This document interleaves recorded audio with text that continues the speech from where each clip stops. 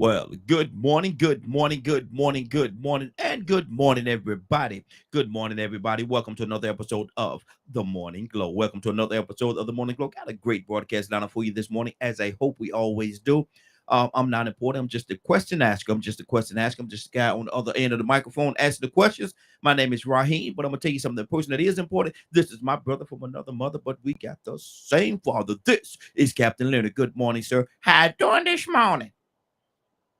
Good morning, Raheem and the Morning Glow family. How's everything going with you, man? You ready for this weekend? Most definitely. Yeah, man. It's been a great week, man. It's been a great week, man. I enjoyed this week. High and a happy elephant and later than porcupine proud. We still pushing the redeemed awards, man. Trying to get folks to go out there and get their tickets. They're starting to sell, and so we want people to go out there and get their tickets and make sure they take advantage of the early bird tickets. That the price of the early bird tickets, which includes food, which includes a meal, which is I think a great thing. There's gonna be some other activities going on, man. It's an award show, and so it's gonna be a great situation. I'm looking forward to it. Looking forward to being in the house. But Leonard, what you got going on this weekend, brother? Oh, it's Mother's Day weekend, so it will be about making sure that my boys and everything are in line and prepared for this Mother's Day. Mm-hmm. Exactly.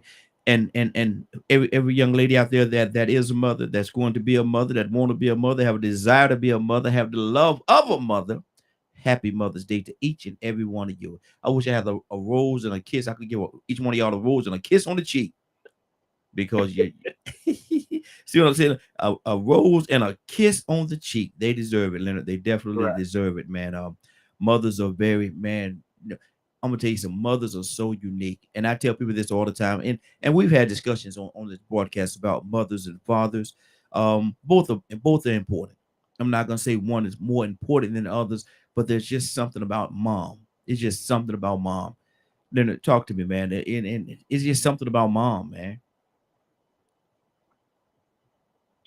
Like you say, that's the first thing you know. Mm-hmm. Yeah. Yeah. The first thing you know. Mm-hmm. First thing most of you know. Exactly. Exactly. Whatever memory you may have, that first one is you and her. Mm-hmm. The most, Mm-hmm. as long as you can take care of yourself, That's you right. remember her. Mm-hmm. Absolutely. Absolutely. And But when things are falling apart, first person you call, mama.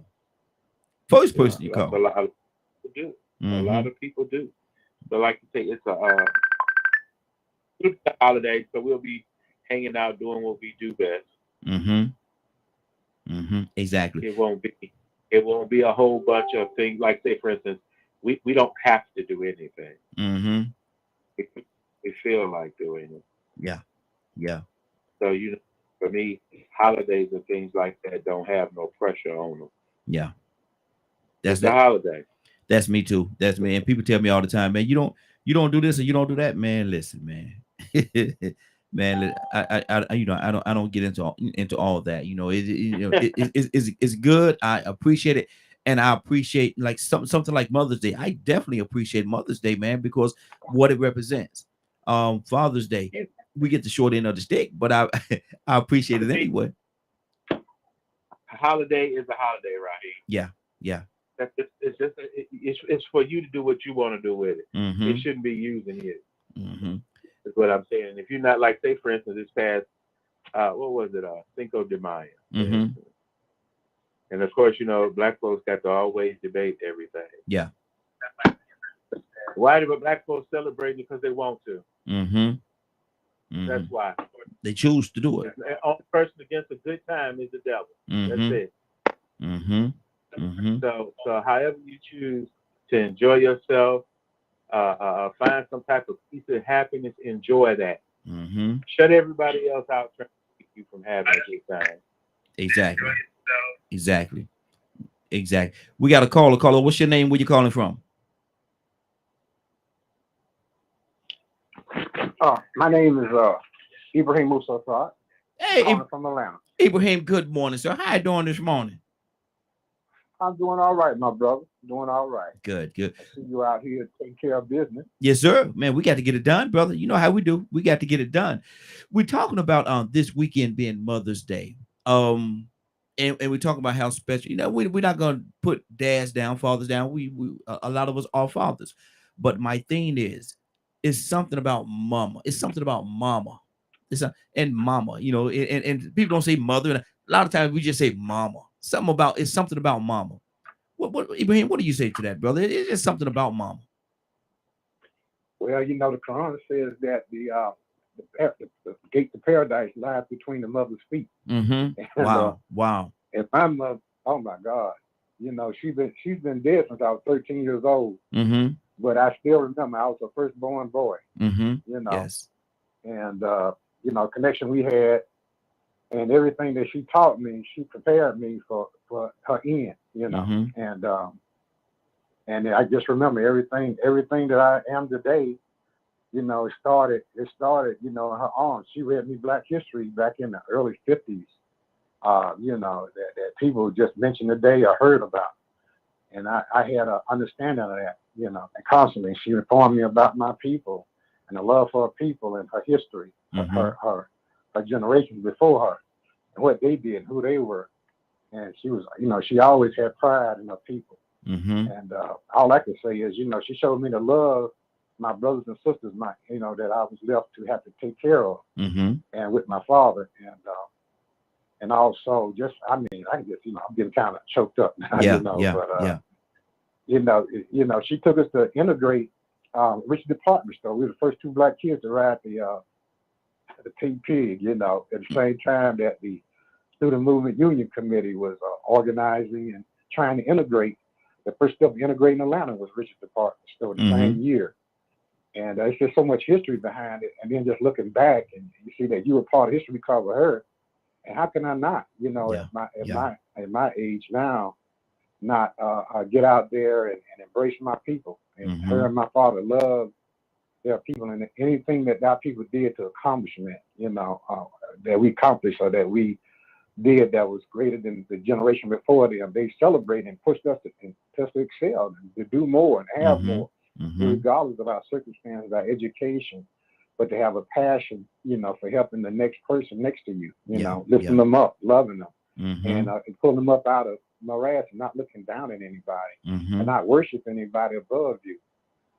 Always look at them as a template or something that you can strive to be, or what you want to be, And the sky's the limit. And now, that's good. If man done made it to the moon, there is no limit. You know what I mean? Yeah. It's just more, more. And we are the vice regents of the earth. Earth was put here for us, for us to maintain it. And the mind, the word. The word became us, flesh, in the image of Allah, the Creator. So that's who we are, and that's that we strive to be. So is there any limitation on what we do? No, but we have to be constantly concerned about everything around us. On this sphere, on this environment, we have to do more. We have to be more. If one hurts, then all of us should hurt. Yeah, if exactly. one of us hurt, harmed, or killed, then all of us should feel that pain. But I guess because it's so constant and so every day in TV and in your real life, you hear all these things. Now it's no longer, we don't have empathy or feeling for the next man or the next person, because it's our life. We're having PSTD. Yeah, exactly. And but anyway, that's my feeling. Mother is the birth, right? Mother is our land. That nurtures us and births us, that feed us. Mother is the sky and the air and the soil. Exactly. And dad is the rain and the sun and the moon. You know what I mean. So I mean, how can you call any other thing but your land, the earth that you stand on, but mother? Yeah. Even the grave that opens and welcomes you. Is your mother. The womb that you peacefully stepped in and learned and felt. So yeah, Mother's Day is very important to me. And I celebrate mothers. My mother's passed away, but I celebrate mothers. My daughter-in-laws, my ex-daughter-in-laws, my granddaughters, and mothers to be and mothers that were. So exactly. We have homage to them. Homage. Absolutely. That's good. That's good. We got another caller. Caller, what's your name? Where you calling from? Captain Dennis. Captain Dennis. Good morning, sir. How you doing this morning? Man, I'm doing fine. I'm doing black-tastic, my brother. Yes, sir. Yes, sir. We talking about mothers this weekend being Mother's Day, and we're talking about, we're not gonna put dads down. We're not gonna do that. But at the same time, Captain, it's just something about mama. It's just and mama just have that special little spot in our heart. It's just something about mama. We can say mother and all that stuff, but when we get down in the dirty and we really talking about who we talk about, we say mama. There's something about mama. Captain, what do you say to that? Well, dear brother, I tried to speak without getting emotional on this line because I lost my mother in February. This would be my first time experience Mother's Day without my mother. It's a very difficult time for me. My mother was 96, and she departed February the 4th. She gave birth to 13 of us. 12 of my siblings are still alive. I did not know that my mother's departure would have such an effect on me. Yes, Lord. Yes. I always prepared myself for it, and I thought I could handle it. But, brother, it's one of the most difficult trials in my life because that's the only woman, only person that knew me. Yes. Wow. She didn't care about who I was, title, position. She didn't care nothing about all that. How many rulers, kings, and great people I sit with. She didn't care nothing about all that. Yes, I sir. was Dennis to her. Yes, sir. Yes, sir. I was Dennis the minister. Wow. Yes, sir. And that woman put so much in me that mothers are the ones that give us morality or morals. Dad don't give us morals. We learn morals from mama. Yeah. Mama is the one that told us, don't you ever leave this house with dirty underwear. That's Mama right. taught us that. Yeah. Yes, Lord. Yes, absolutely. Mama taught us, always wash your hands before you eat. Mama taught us that. Yeah. Mama taught us pray before we eat. Mama taught us that. Mama always was the one who enjoined us to good. Yeah. We are what we are because of mama.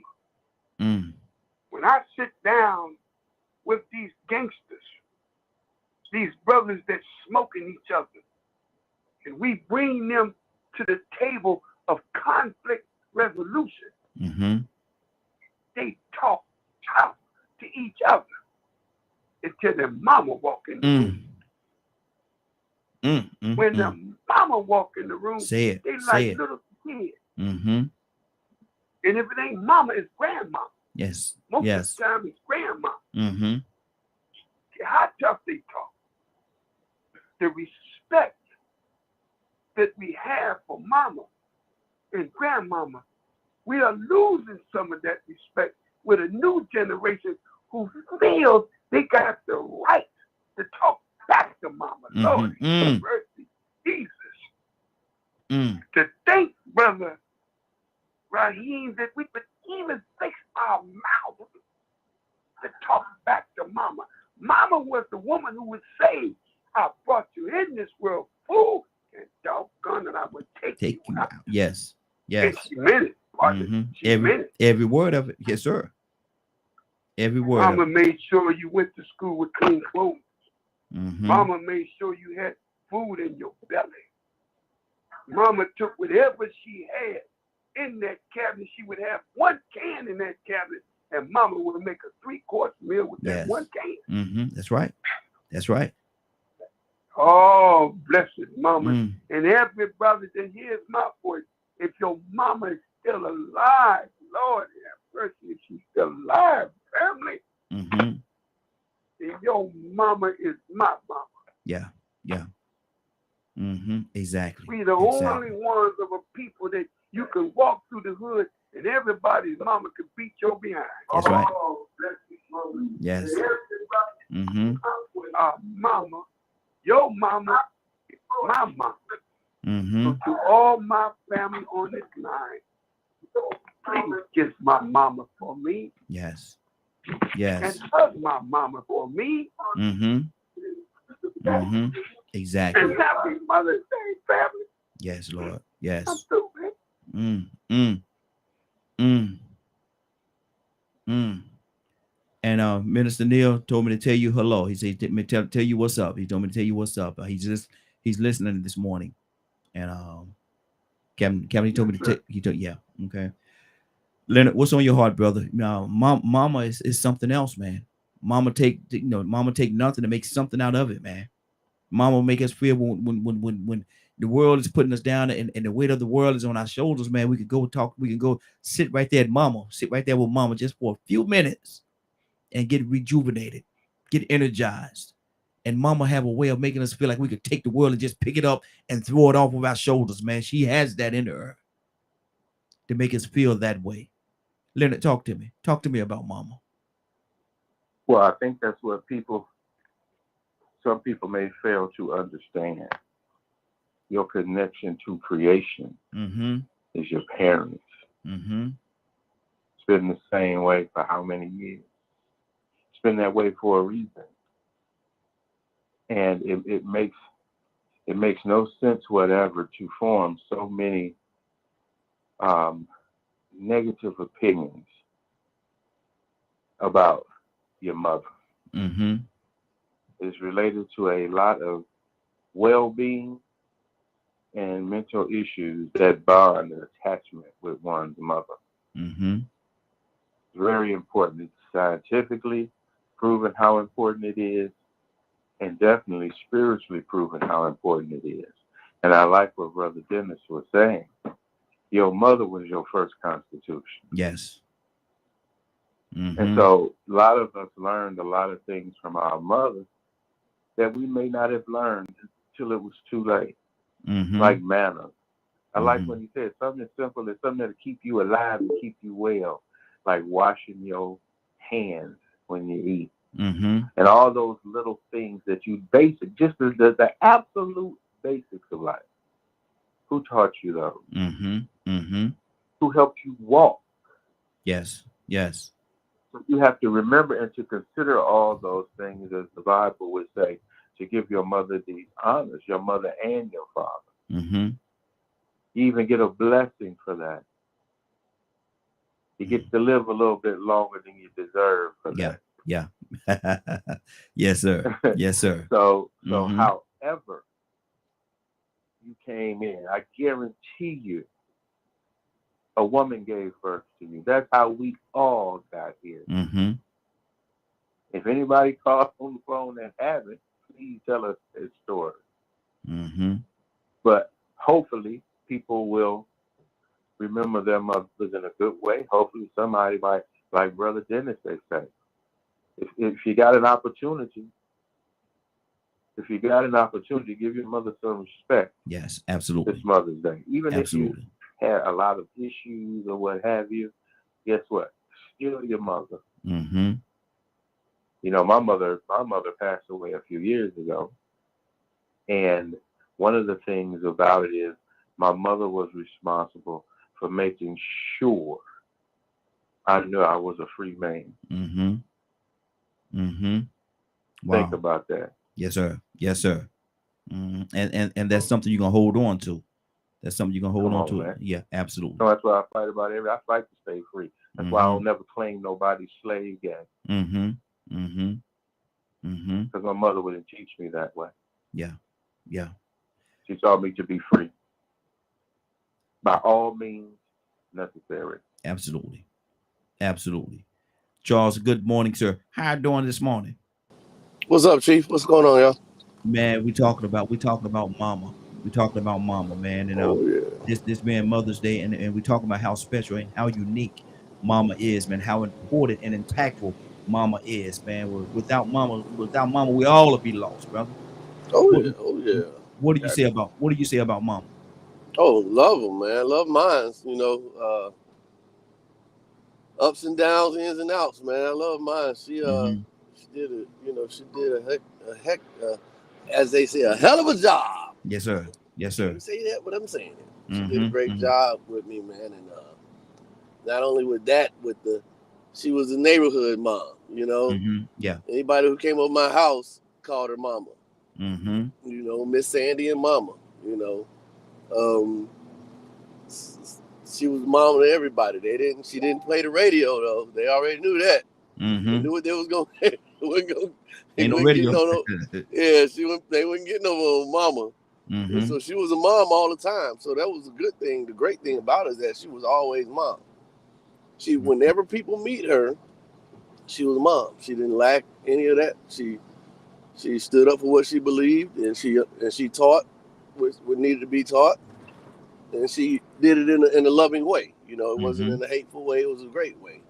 I remember kids on the street, man. I remember the who was these? The Dent boys.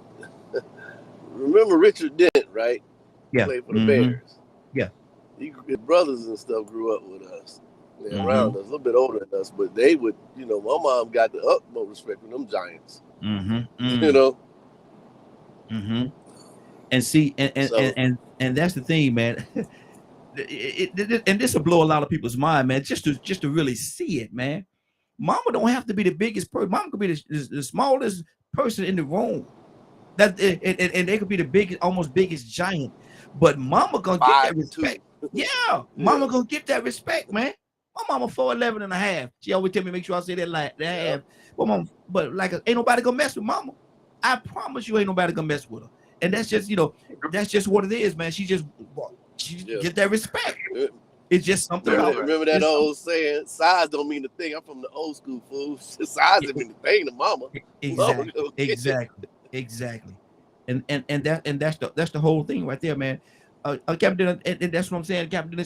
Mama don't have to be the biggest person. She could be the little small, little you gotta say her, but mama get that. Wait a minute, brother Raheem. Look, you be in school, and if you acting a fool, you see her coming through the hallway with a house shoes and robe on and rolling in her head.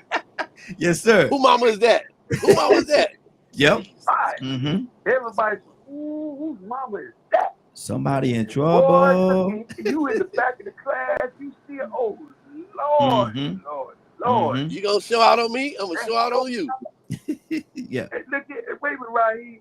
There's something about mama's spit to make all that other stuff. She could take spit and wipe off the dirt off your face. Come here, boy. Yeah, exactly. Put that little spit and find another person up under that dirt.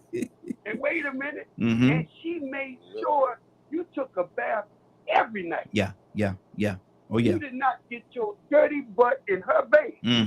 Everybody know we had mamas like that. And I like what my brother said. She was everybody's mom. Yeah. And let me tell you something. You came to my house when we was eating. You had a plate at the table. Come on over here, Jimmy. Yes, ma'am, Miss Jones. Come on, sit down there, get your plate. Ain't that the way our mamas were? Yes, absolutely. Oh, yeah. Absolutely. She was the one who made us the beautiful human beings that we are. And my Lord, man, we are so grateful to God. Yes, come on. For mama, because she was the first mother and teacher in our life. You know who taught us to tie our shoes? You remember how difficult it was to look to tie your shoes? Yeah, exactly.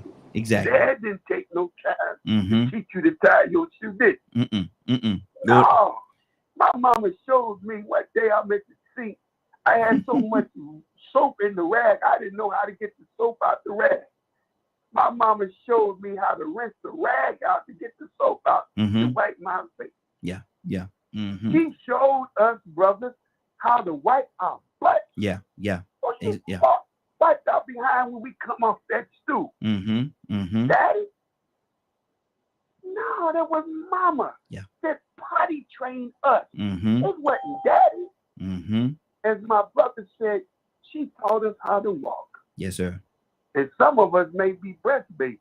These Similac babies, I don't know nothing about these Similac babies. Yes, they different. But my mama didn't put it on no damn Similac. She wasn't gonna pay for what God gave her naturally. You understand? Yeah. And it's something about the breast babies, boy. You was healthy because she had in her everything you need to overcome any sickness that was in that baby. And I heard the Honorable Minister Farrakhan said that even when she put the baby on the breast, after she come out of that operation, it's the pulling of the nipple and the breast that pulls her uterus back into line. The baby has a benefit and she get a benefit. The baby gets milk, and in the process, he's pulling her uterus back in the line. Look at the wisdom of God. Wow. Blessed your. I'm through, man. Yes, sir. Yeah, man. Look here. I miss my mama before I miss that woman. Yes, Lord. Help me, God. Minister Good morning Neil. again, brother. Mr. Neil, good morning, sir. Yes, sir. Yes, sir. You know, what the brother was saying is so effective, but I got to thinking about what I was going to say. I got to thinking about the community I was born and raised in. You know, hold on, Ibrahim. Brother Ibrahim. It looks like Brother Ibrahim. Everybody.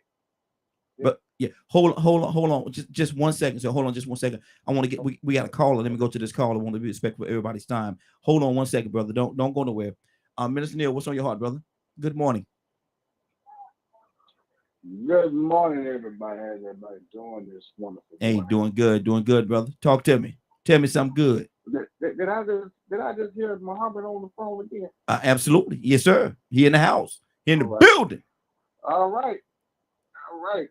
My good brother, how you doing? Man, brother, you know I miss you, man. You know, as you said, you know you my man, Yes, sir. I just, we're talking about mothers and yesterday I was looking at the podcast, and I was just, I was crying, but I was thanking God at the same time. Because I realized that was the last time I physically, other than when I went to the hospital, that I actually was with my mother. And it made me reflect on something that these gentlemen are saying, that how wonderful it is to have a mother, not just a mama, but a mother, someone who just knows things. When I never forget and we laugh about this all the time. And I tell her, I said, Mama, you remember when I walked in and told you I was going to fail? And she was like, what? And I said, I just need you to sign this letter. And my mother looked at me, and she started, tears was going down her face. She was like, your grandmother will be so proud of you because that's what she graduated from. Wow. And that was something that she and I kind of shared together, and we never really talked about it publicly, but we always privately talked about it. And that's one reason why I'm in love with fam so much, because I saw the excitement and the love and saw how proud she was of me at that time. And people always used to ask me, what were some of the things you were ever afraid of? I said, the only thing I was ever afraid of is letting that woman down. That's always been my goal with her. Even from the women that I even brought around her, I tell people sometimes I was loose out there in the street, but some women I'm like, no, you can't come with my mom. It wasn't no diss to her. I just knew what was going to happen. You've been around my mother for a couple of hours. But can you imagine something? You heard the aspiration that people had with her when they called. I listened to people talk about her. And this is the thing that, and I tell people all the time, I thank God that He chose me to have her as my mama. I can't. That's the only thing I can think of right now at this time, because Mia is just like Brother Muhammad. This is gonna be the first birthday, Mother's Day, all the holidays. It's gonna be the first one because she passed in December. So this has been the most difficult thing in the world. And one thing I look at is sometimes this is a good therapy for me as well to hear other brothers going through similar situations that I'm going through mentally, because not knowing, I picked up a card to send for her this week. And just how trained I am by looking out for my mother. You get what I'm saying? Yes, sir. Yes, sir. I have to now I got to break that part of my life. I'm not even calling her. When I got a call from the doctor, I almost called her and tell her, "Hey, Mama, guess what? I'm cancer free." Wow. You get? Yes, sir. You get what I'm saying? I mean, so I'm now starting to understand that I got to start stepping back and start saying, "Wait a minute, she's not here." But then when I look at that podcast last night, I said she is here because she is now has passed on this torch. I have a responsibility to continue to keep her name. Yes. To up to a certain level. Absolutely. Not on high, but to a certain level. And I love this. It says at the end of the day, they're gonna say, I put them to say that's Beverly Neal's baby boy. That's right. They're gonna say that's Minister Neal. That's right. That's right. Brother, y'all, man, y'all gonna mess around and make my eyes sweat. Y'all better stop that. Y'all gonna make my eyes sweat this morning, brother. Hey, this is powerful, man. And see, the thing about it, this is all of this everybody on right now is men talking about how much they love and honor and respect their mothers, man. That's powerful to me, man. That's absolutely powerful to me. That's powerful, man. That's, you don't get no better. And as men, we got our own situations, we got our own lives and stuff like that, man. But at the end of the day, man, look at here. Mama take precedence, and always has taken precedence. And so, man, this is powerful. Toussaint, good morning, sir. How you doing this morning? It's so good, man. Yes, sir. Doing well. I could tell by your tone, brother. I could tell by your tone you in that place right now, man. We're talking about mama. You jumped me, man. Y'all jumped me this morning. Yes, sir. Yes, sir. Jumped me. Yeah, yes, sir. The most blessed gift, I would say, love Dad, man. I know mine. At least mine. I had never seen my mama go to work ever. I had never seen my mom go to work because Dad did that. Yeah. And they used to call my mom Reverend Mother. Because when Dad went, Dad was a Baptist preacher, and they used to call him the Dean of Preachers. But when Dad went, Mom had that purse on her shoulder. Yeah. She'll put it right, she'll hang it right there on her elbow, right there in the seam. And she was something else. But that was the greatest gift that I could have had. This mama. Yeah. So I ain't gonna talk too much about it because we all be sweating. Yes, sir. Yeah. Eyes get to sweating. Yes, sir. Yes, sir. That was something. I mean, I'm the last of 12 children. Mama used to take a chicken or whatever kind of meat, and we had rice. We was Chinese at one time. I'm sorry, that was a derogatory remark. That wasn't a racial slur. I'm sorry. I have to be careful. You can say some things that some people may get misconstrued. But rice and gravy, and we had a meal, and they had a little piece of meat in the gravy somewhere. But I always got the mama would break the wing into 2 pieces and throw the little other part away. And chicken back. Y'all don't know nothing about that. Yes, sir. Sound like he was in my. Telling you, man, what you say? That sound like we're in the same house, huh? Yes, sir. Yes, sir. Boy, I tell you.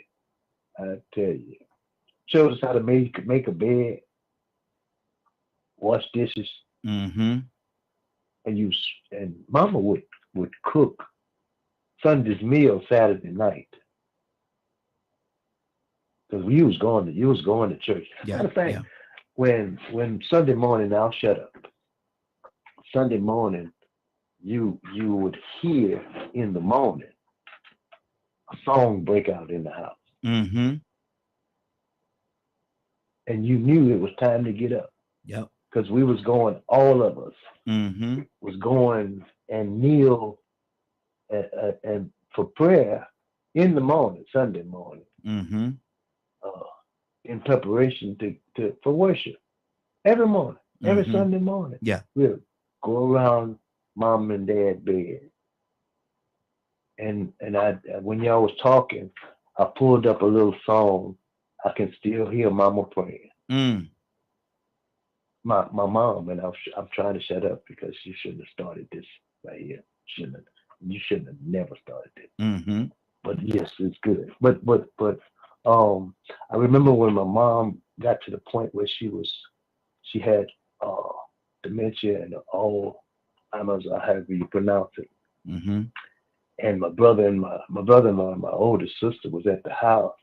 Mom had got to that point, but like she always did, she got on her knees in the morning. And you know what she said? Now she has Alzheimer's and dementia, right? Yes. She couldn't remember our name, but she bowed down on her knees and she said, "Lord, I thank you." Yes, Lord. For being in my right mind. Come on. What?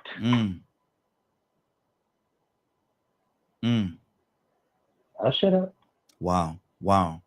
That's, and there's so many, that's powerful in so many ways right there, man. That's powerful. And so, because even in that state, she said, in my right mind, and that right mind was knowing her source. That's what I'm talking about. Her source. She knew what the source was. Not that she didn't love and appreciate it or remember each and every one of you, because I know each and every one of you are near and dear to her heart, but she remembered the source.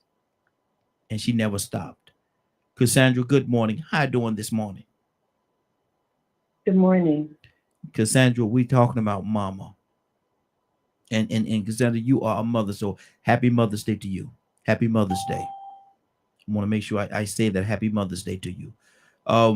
Thank you. How important and impactful mamas are, and what they do and how they do and how they guided us to a positive place. What's on your heart? Yeah, it is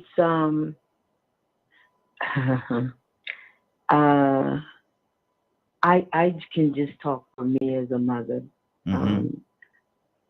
I made every sacrifice that was humanly possible to make sure that my children were okay.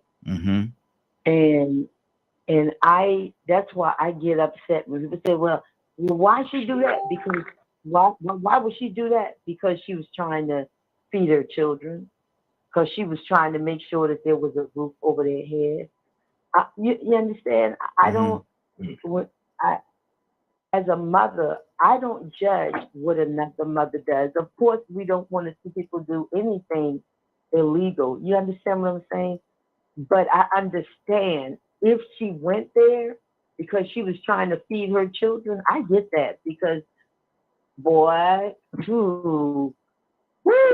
I've lived homeless with my children, and I'm gonna tell you something.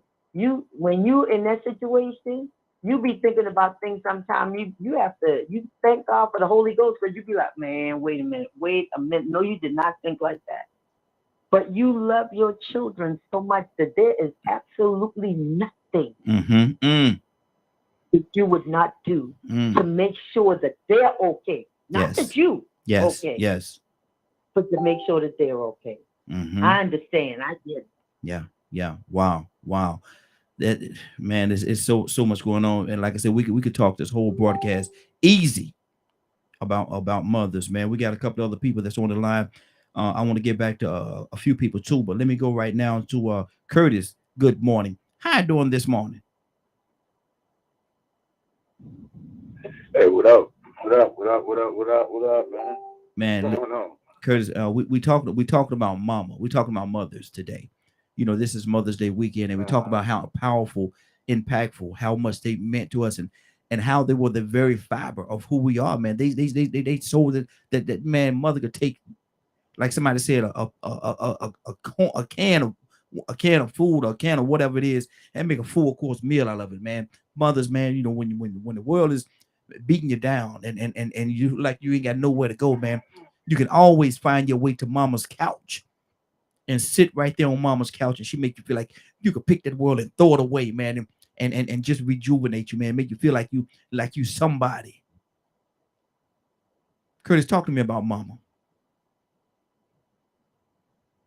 You know, Raheem, that's a hard conversation for me to have because I don't have one. Mm-hmm.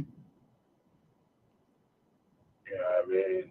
Yeah. Mother's Day is always hard for me, man. Mm-hmm. You know what I mean? Because one, my mother died. Most folks say young, but my mother died early. You know what I mean? Mm-hmm.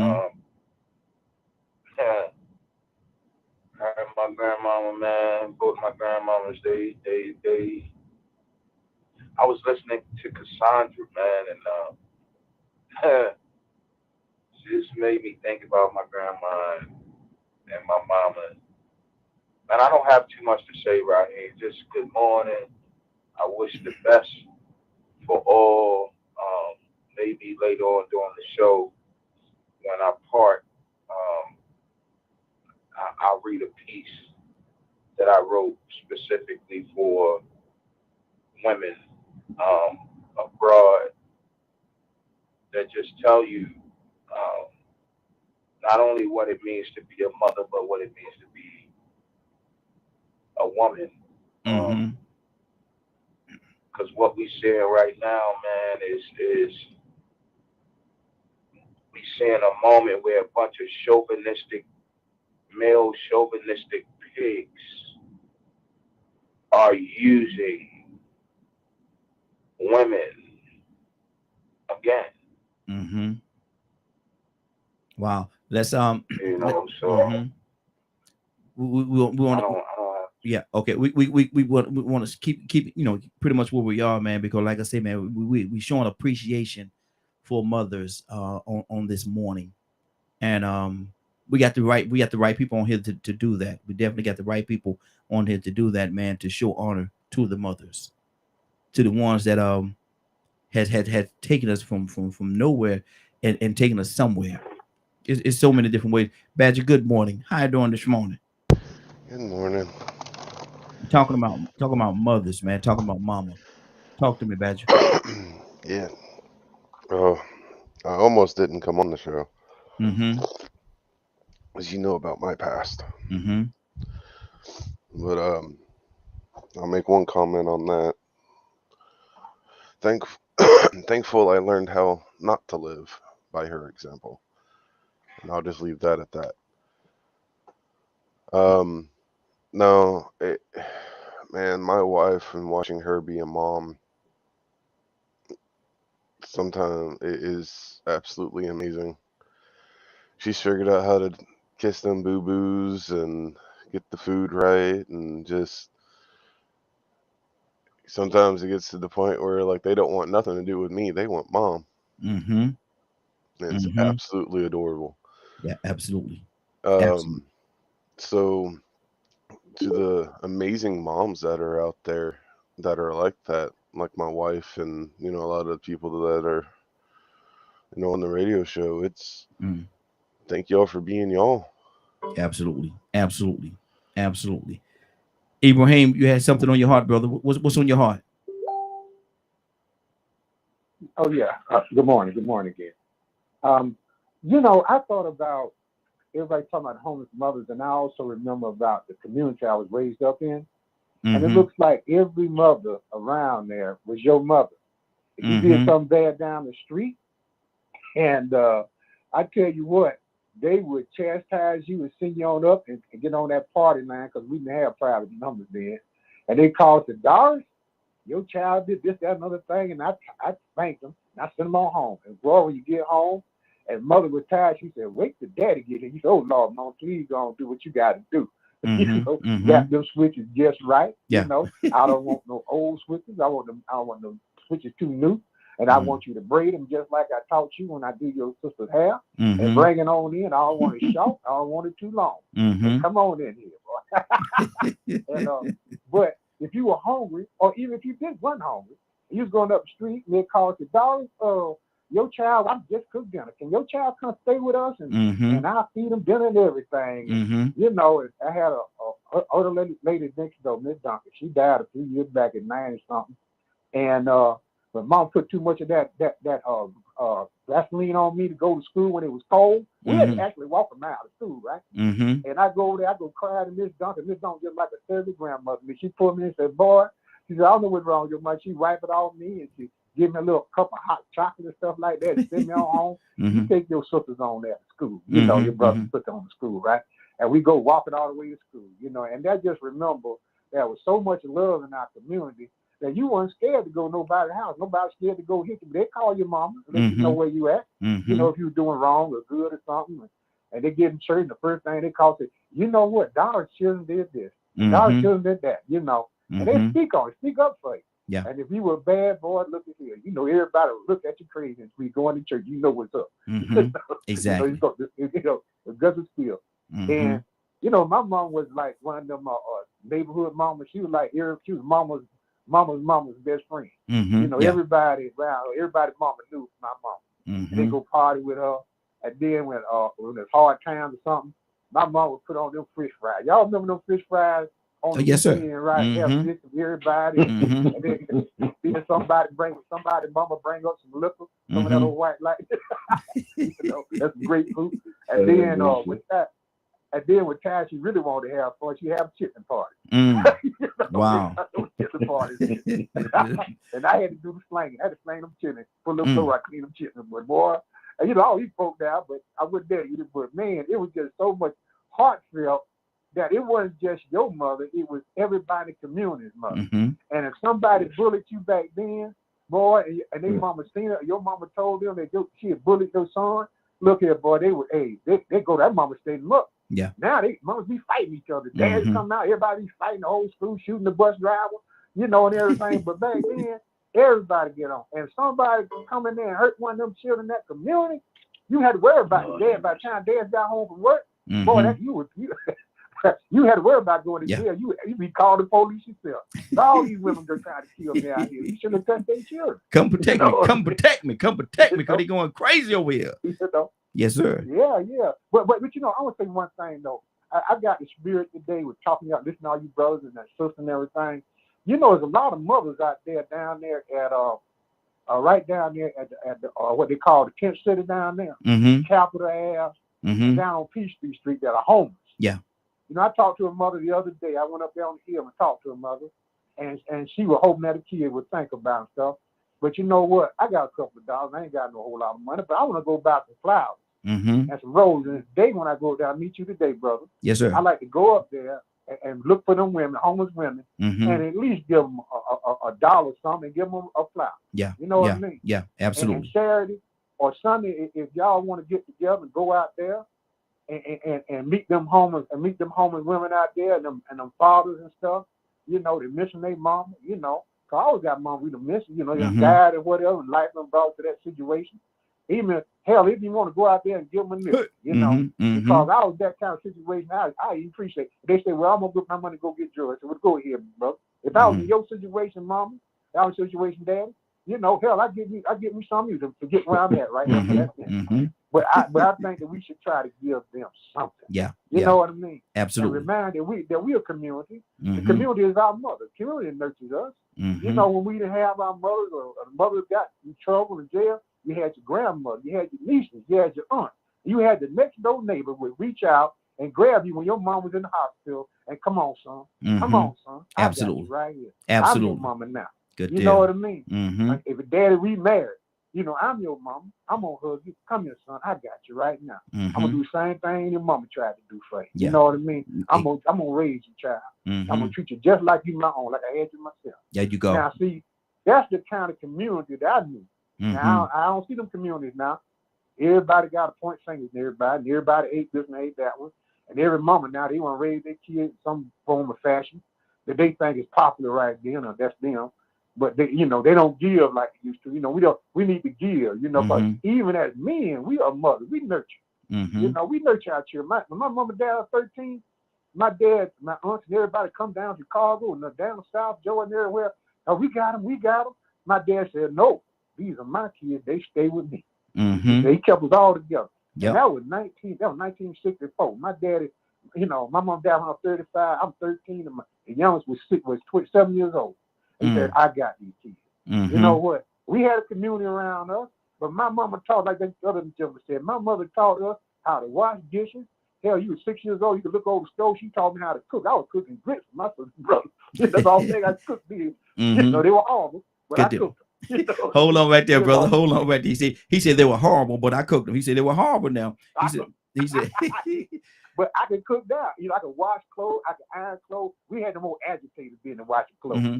And they thought you was smart enough not to put your hands in that agitator. You learn how to wash clothes, hang them on the line. Of course you put your hand in that roller. Okay, good deal. Okay. Brother Ibrahim, hold on, Brother Ibrahim. Brother, hold on, brother. You get on the roll, or you get on the roll there. But hold on, brother. Let me pull some more people to. but look, oh Lord, Ibrahim, please, still. y'all think with me and walk with me. Yes, sir. Them homeless mothers downtown. You gotta walk with me. Anywhere you see the homeless mother, get out your car, give them a flower or something, give them a couple of dollars. Or just let them know you thinking about them, right? Hug them, give them a call. Mm-hmm. You know what I mean? Whether they mothers or not. Oh, good deal. Hold right there, brother. Hold right there, man. You get on the roll on me, brother. You look at you. It's hard to stop him when he get to rolling. It's hard to stop him when he get. Hold on. Let me go. Captain Dennis, what's on your heart, brother? Oh man, every one of these men are my brothers. I mean, they experience everything in the home. I mean, it's almost like we live together. Mm-hmm. Their mama was our mom. Every one of us had a time when elected people cut off the electricity or the gas. Mm-hmm. Mama always knew. And then sometime back in the day, we used to have cold. And we always lived by the railroad track. Black folks always lived by the railroad track. Mm-hmm. But Mama used to know how to put everybody in one room, block off everything, and get around, because you had to have a fireplace. So that was a common among black people. You got a house without a fireplace, you wasn't smart, because you knew that fireplace gonna come through for you. Yes. But she really taught us survival.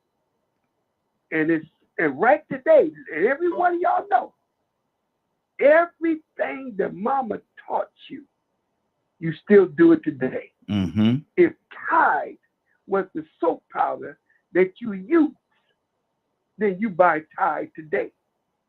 Whatever was the brand, if Uncle Ben Rice was what you ate, you still get Uncle Ben Rice. Yeah. I don't care. Everything that you shop for, the butter, the margarine. I remember, man, that everybody now, we always, I'm a Muslim, but it wasn't always that I didn't pork, all right? Let me just get that out the way. Yeah. But let me tell you something, man. When she put those pot of beans out, now Mama ain't never asked us what we want to eat. This is a new generation. Yeah. She ain't never asked us what we want to eat. We would just come home with ever. Man, that's a pot of beans. And she always put 2 or 3 of them hocks up in there. Everybody did get ham hock. Mama didn't fill the damn beans with 5 or 6 ham hock. You know who got the ham hock? Pop got the ham hock, right? Yeah. The other ones, we had to break it for everybody. But man, beans was the meal. It wasn't a side. And we used to be so ashamed to invite people over to eat beans. But listen, man, we was more healthy when we ate beans. Yeah. And I'm telling you, man, and I didn't even know we was poor. I didn't know we was poor. Because party on the block or the block was for, so you didn't have nothing to measure it by. Yeah, exactly. But one thing about Mama, there was healings in her hands. And when you felt you had a bellyache, you had earache, whatever ache you had, boy, when you lay down in Mama's lap, yes, my Lord, there was healing in that woman. And even when you was wrong and she beat your behind till you cried yourself to sleep, you would always go down after you then got whooped from Mama and lay your head in her lap. And she said, I know, baby, you was wrong. You knew you was wrong. Yeah. Oh, Lord, brothers, thank you. Every one of you who told me the beautiful experience of your mother was my experience of my mother. Absolutely. So your mother really was my mother, and my mother really was your mother. Absolutely. Friday, good morning. How you doing this morning? How you doing? And Friday, I got to say happy Mother's Day to you, sis. Happy Mother's Day. You got something fancy. You got something fancy going on over there. I don't know what you got fancy going on over there. You got something fancy going on over there, Rico. You see, she got something fancy, don't you? You can see it, ain't it? But we talked about mothers this morning and how impactful mothers are in our lives and the lasting impact that they had on us as mothers or even grandmothers. Because I love my mother dearly, but my grandmother actually raised me, and so she was that what we're talking about right now. My mother's dad as well, but my grandmother really raised me, and my mama, you know, if she's listening, she knows exactly what I'm talking about. But Friday, talk to me about Mama. What? Who? What? Talk to me about Mama. I got the song. Huh? Mama. Oh, is that Boys and Men? Oh, I'm not sure who got that song, but anyway, it says it all really. I mean, what? It's not enough that could be said about moms, really. I know there's different populations of the world that maybe didn't know or have the opportunity for different reasons to experience relationship with their biological mother, but someone filled that role for them. And so in that sense, that's their mom. And it's just, I mean, becoming a mom, I have even more appreciation for mine, what she went through, what she deals with, what it takes to be a mom. I mean, as a woman, we wear so many hats. I mean, men wear a lot of hats too, but when we step into that role as a mom, the hats increase like tenfold. Because now you're the mom, the physician, you're the counselor, you're all these things for your child and children. And without any formal institution education to do that, and so it's just out of that love that begins during that carrying season when you're pregnant, that begins to happen, that you kind of just learn to operate in those areas, looking into your child's eyes, as I'm sure as my mom looks into all of her kids' eyes and see, when you're hurting, what needs to be said to lift you up, encourage you, or even push you. So moms are very is a special role to be able to fulfill a mom, and at any way that you become into that role, and those who what do I say? Those who really enjoy being a mom really have the ability to change the world through their rearing of their children. Wow, that's good. That's good. Ray, you was next in line, man, and Rico come to you after that. Excuse me. We're talking about mothers, brother, and the importance of mothers. What do you say to that? Oh, I mean, there's not enough that can be said. My mom is like the pinnacle of my life. My dad is important too. Don't get me wrong, but I look like her. I get some of my best and my worst traits from her. So yeah, it's I aspire even in the military. When I joined the military, she shot 40 out of 40 max PT test. So I was trying to catch up with her. So it was like she's my one of my best friends, if not my best friend now. So that's I think I'm highly blessed to have like how Friday was saying, she played every role all the way up into a best friend. So it's like it's integral as a part of my makeup to have my mom and to be able to talk with her and communicate with her and just have her in my corner. And for even for that, like any other mom, like it's I don't know, the relationships are usually go well. I used to tell one of my friends, they used to get upset because everybody mom used to like me, and I was just like I don't because I'm respectful, and I kind of like because I'm a mama's boy, so I would immediately like it didn't even matter who it was. I just nest up on her like my friend, like, dude, it's not your mom, bro. It's my mom. I was like, well, exactly. I'm over here today, so she can be my mom today. She's my mama today. She's my mama today.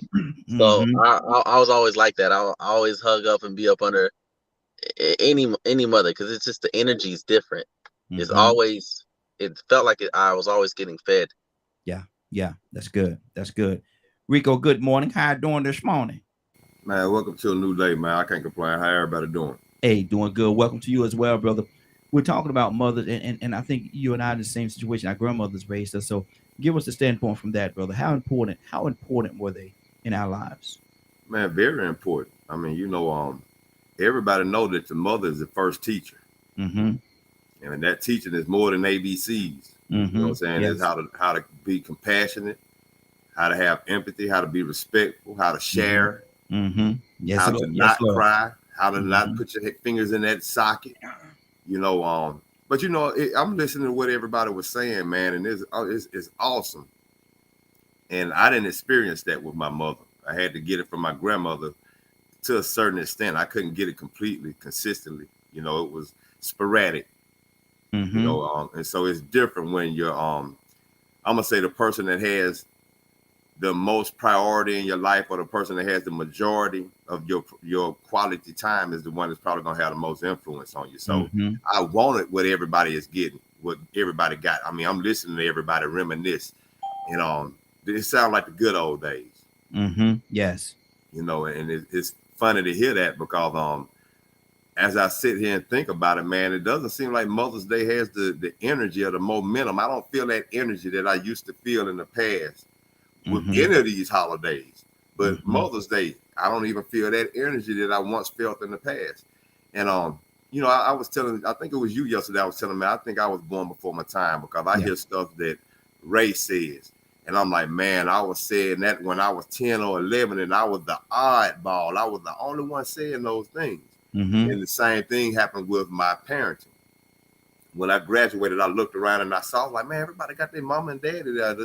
But mine was separated, divorced. There's just so many different things that I saw that now I'm seeing in this younger generation. So as I listen to everybody, and I realized that somewhat yesterday we was talking about the disconnect.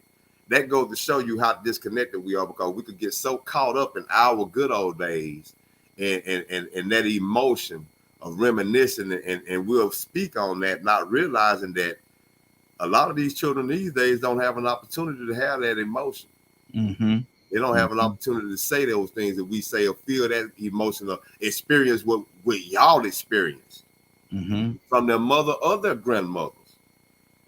I hear it all the time. I see it all the time with my own eyes, what young people are missing from fathers and mothers.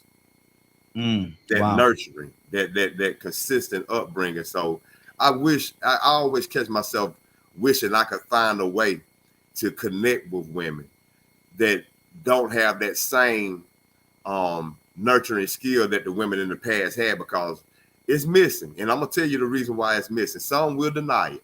Somebody gonna come on here behind me and say, "Oh, no, I disagree." Rico saying something, but listen, the same women today that look at those women that we are everybody's talking about, that was everybody's mama and the community mama and did the nurturing, guess what they would consider? They would also consider what you would term now barefoot and pregnant. That isn't popular now with women these days. You know, it's hard to actually find a Michelle Obama type because it's hard to maneuver around today's technology and today's mother and today's way of surviving and still have those nurturing skills. So if you really think about it, what we're saying, it doesn't exist as much today. It's not as popular today as what we're reminiscing about. And I wish we could find a way to bring that to these mothers today that don't realize that it wasn't bad to be that woman. Putting that barefoot and pregnant label on her is negative, but it's also a nurturing and a mothering and a teacher things is positive that you're wiping away because you have that mindset that they just want to keep you barefoot and pregnant. And I ain't like them women back in the day because they were stupid. That's today's mother. So while we're reminiscing, we got to understand that some people listening to this, they ain't going to be able to relate. Because some people barely can. Yeah, because some people didn't have that, and so you have different elements out there, you know, and my thing is, you know, I wish we could get back to those days. I wish we could get back to those days, whereas you know, mothers were mothers, and you said barefoot and pregnant and different things like that. That's, you know, that may have been a theme of that particular time, but at the same time, we also got to understand too, these mothers, man, they make great sacrifices, man, that a lot of these young mothers today definitely would not want to make. The sacrifice that mothers kept their family together, man. Mama kept their family together. Tucson, I see you, brother. What's on your heart? Tucson? Yeah, you can hear me? Yes. My mom is going on home. Okay. I'm not sad about that. Not at all. I just treat my sisters like that. And I understand that everybody don't have that. But you know what how you get there? Start where you are. That's all. Start with somebody. Somebody started. That's it. And I don't want to rain on nobody parade or pour water on what your excitement or nothing like that. But I'm happy about just the fact that just in case the little old lady that's staying in the woods, I can celebrate her because she's having a hard time. That's what I'm going to do. We this is a time that I'm gonna go while we happy about it. I think I'm gonna continue to celebrate my mom because I know who she was to me. I'm sorry, and I apologize to those that had not that, but you had a grandmother that did it. What about her? What about the sister? What about your wife? What about the daughter that you're raising, or somebody, some woman somewhere in your life, some woman somewhere? I'm gonna say that again, I'm repeating myself. Somewhere, it's time to appreciate them. I mean, I'm not trying to tell you, say that just because whoever decided that they was going to celebrate their mother as a point to dictate who does what. But just in case you got somebody that is just a female in your life that's trying to do the best she can. She might have 4 or 5 jobs, 3, 4 jobs. That's, you know, trying to make it happen.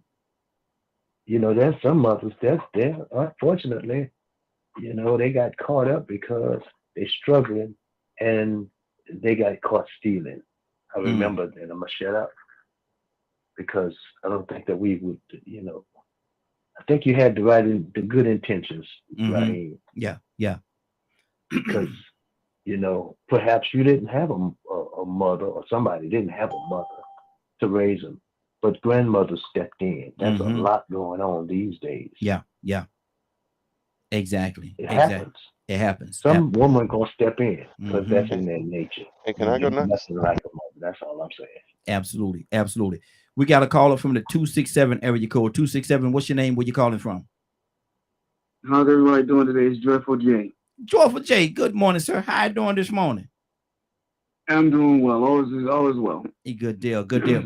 We're talking about mama, man. We're talking about mothers, you know, the Mother's Day weekend, and we're talking about mothers and the impact that they have on our lives, man, and how they shaped and molded us into who we are today. Man, talk to me about mother.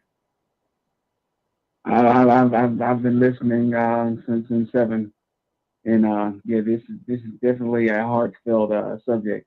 With Mother's Day being 2 days and my mother being gone now 7 years. It used to be hard for me to get up on Mother's Day and for me to see anyone because of my mother. My mother raised me twice. Or you might as well say every day my mother was raising me, but she took care of me when I broke my neck the first time. She was there for me when everyone had turned their back on me. Mothers are there's a song out that says that if I could imagine God, I see my mother's face. I really believe that mothers are the closest thing to God, and that's actually I wasn't supposed to preach this Sunday. However, I just got tested positive for COVID, so I won't be doing that. At the same time, you know, this was actually my message for Sunday. Part of my message for Sunday was, you know, God who gave us everything, who's long suffering, who's forgiving, who loves you even when you're in your mess. That's mama. Yeah. Exactly. And man, I'm gonna tell you something. It's tough, man, to get away from that. Badger, you wanted to say something, brother? Yeah, I was sitting there, I was thinking about something. And between my grandma and the mother figures that through teachers at school, and in the Native communities, is a lot of the reason I am who I am today. They helped me undo a lot of what was done, and I can't say thank you to them enough. Yeah, absolutely. And that's something I don't know if some people think about, because sometimes biological mother versus not versus, but or a mother is a mother, and even if you have John, not the you can probably get where I'm going, right? Okay. Yeah. Okay, good deal. Let me go to Friday. Friday, what's on your heart, sis?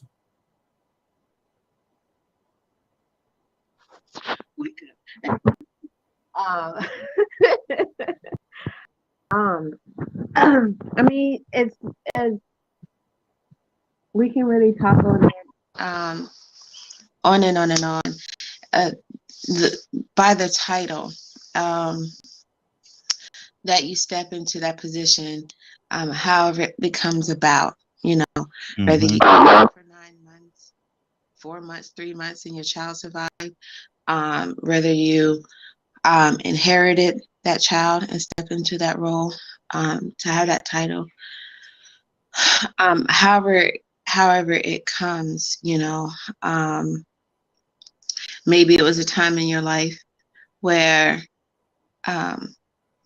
you as the mother had to make some tough decisions and someone else to care for that child because you weren't in a position to do so, and the better option was for custody for someone to raise that child, you know, through adoption or temporary custody until you got things together, or maybe someone stepped in and retrieved that child and fulfill that role for you. So on both sides of the spectrum, you know, mothers, by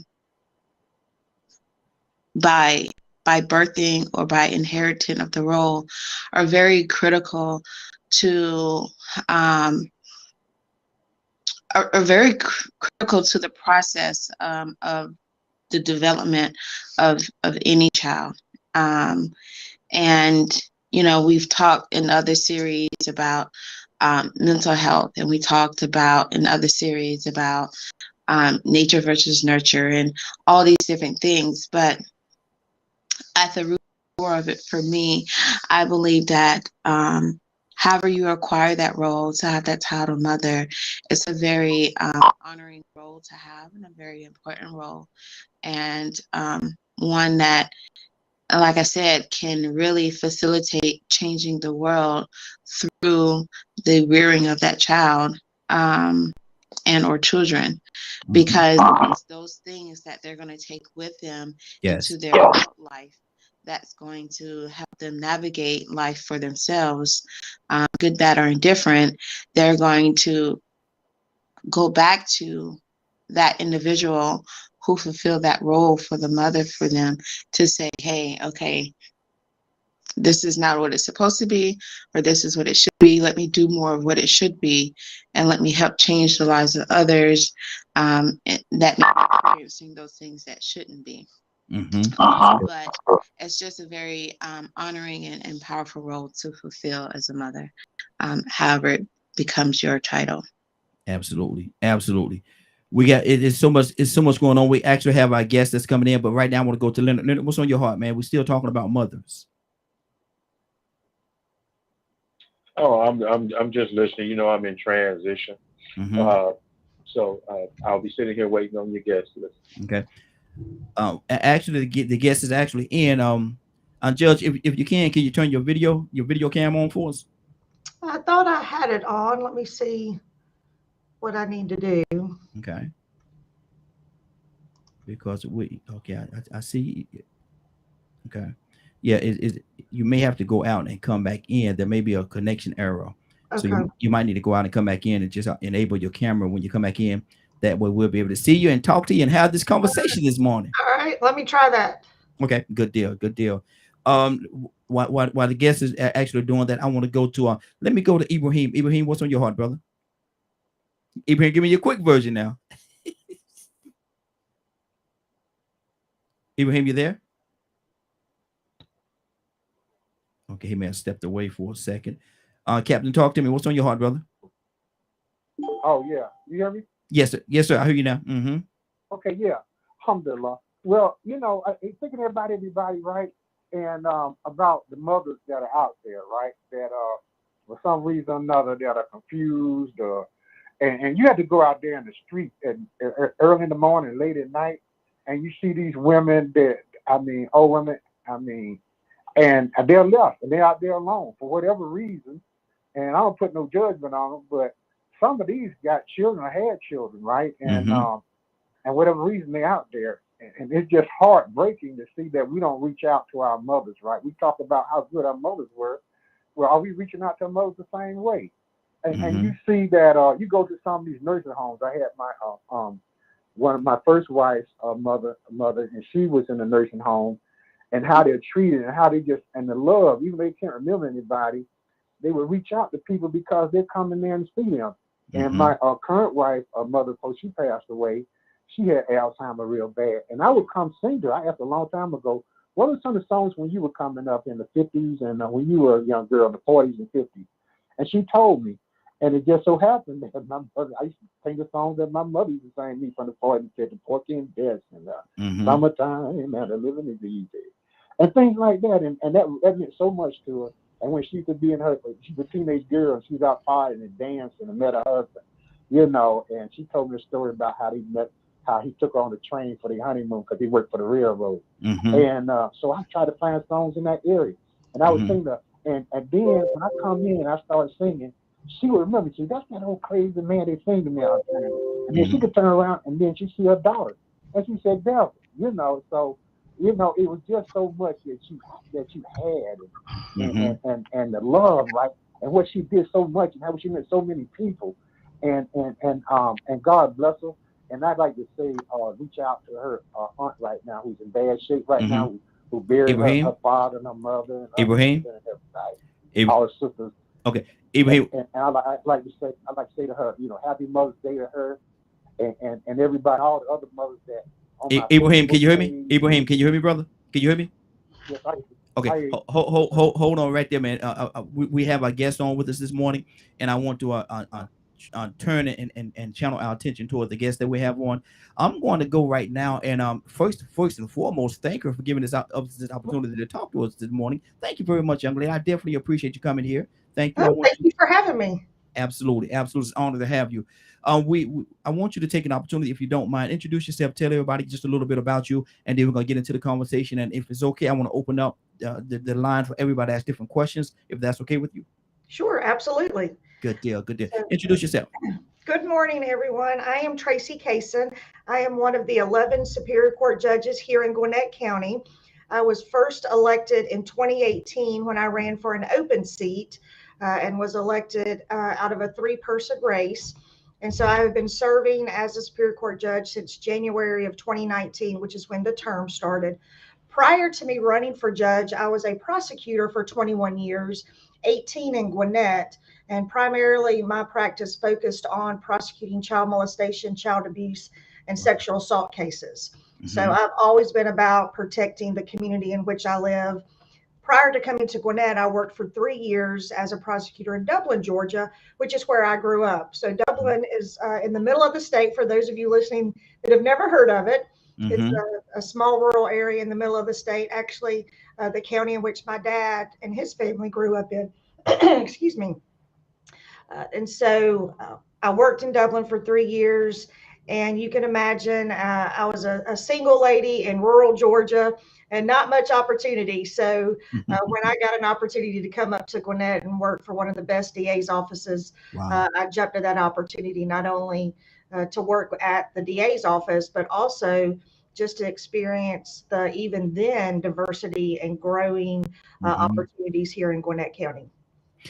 Now, with what you just said, I usually take a piece or part out of what somebody said, and I kind of gravitate to that. You said a few things that I kind of gravitated to, but one of the things that you said, that you came from Dublin, Georgia. You said it's a little small place in mid Georgia, and in order for you to get the attention of big Gwinnett County, you were doing some powerful things over there in Dublin. I don't know about that, but I did have the opportunity to prosecute a lot of the sexual assault cases because the other individuals in that office didn't want to do anything with them. You can imagine kind of and let me just say, I loved that DA's office. I got a lot of great experience in the Dublin DA's office, but the mindset of the individuals there, those mostly men, did not want to prosecute the child cases or the sexual assault cases. So I was able to get a lot of experience early on in my career that I wouldn't have been able to get in another DA's office. So I'll be forever grateful for that. But way back then, 20 something years ago, the way you found out about openings in Gwinnett was if somebody in Gwinnett wanted you to know about it. And luckily I had a friend that I had worked with in Dublin at the DA's office that had come up to Gwinnett. And so he told me about that. Mm-hmm.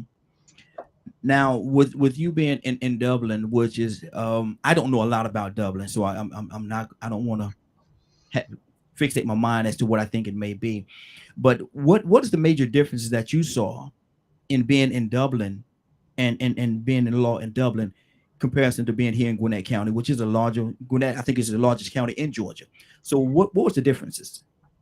Well, I think just the ability to be creative about the cases. You know, Gwinnett prosecuted I think the first murder case where a body was never found. Wow. And, you know, having that ability to make sure that we're doing everything we can do to keep the community safe, thinking outside the box in order to make sure we're keeping the community safe. But obviously more resources. You know, we had more, Gwinnett had a lot more investigators available to us to assist in prosecution of those cases than in Dublin. We had, I think, one investigator. I think she's frozen there for a second. I think yeah, she's frozen. Hopefully she'll come right back in. Rico, there's a lot. She's putting a lot out there, man. And one of the things that I'm really impressed with already is the fact that she prosecuted the sex offenders and people that was actually going after the children. You know, I was going to get to that part of the conversation as well, because I think we have her back. There we go. Got your back. Okay, we got your back, but we can't hear you. Your volume is down.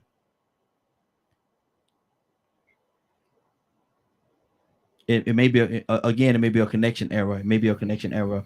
You might need to go all the way out, then come right back in. And as soon as you come in, we'll pull you right back into the room and continue the conversation. So do that for me. Go out and come right back. I'll hook your Bluetooth speaker. She got a Bluetooth speaker hooked up. Okay, I get it. But what's on your heart, Rico? I mean, that really, the only thing I could do is wait on her to mention a little bit more. But that was interesting that she said that about the judges, the prosecutors in Dublin having apprehension about wanting to prosecute certain, offenses. Yeah. So that's something I'm gonna, when she gets done, I'm gonna bring that up because that's huge to hear that come from her. Exactly. Judge, are you back with us? I am. Yes, perfect. Yes. Good deal. And you was explaining the differences. Right. So obviously, Gwinnett County, more that has more resources. We had a lot more investigators in Gwinnett than in Dublin. Dublin was a 4-county circuit. So Gwinnett is a single county circuit. So we just stay in Gwinnett up here. But in Dublin, we had to ride the circuit. Like we would go and have to travel to our other 3 counties if we were having court in those other counties. And we had 1 investigator in the office. And I think when I left, we had 6 attorneys, and that was for 4 counties.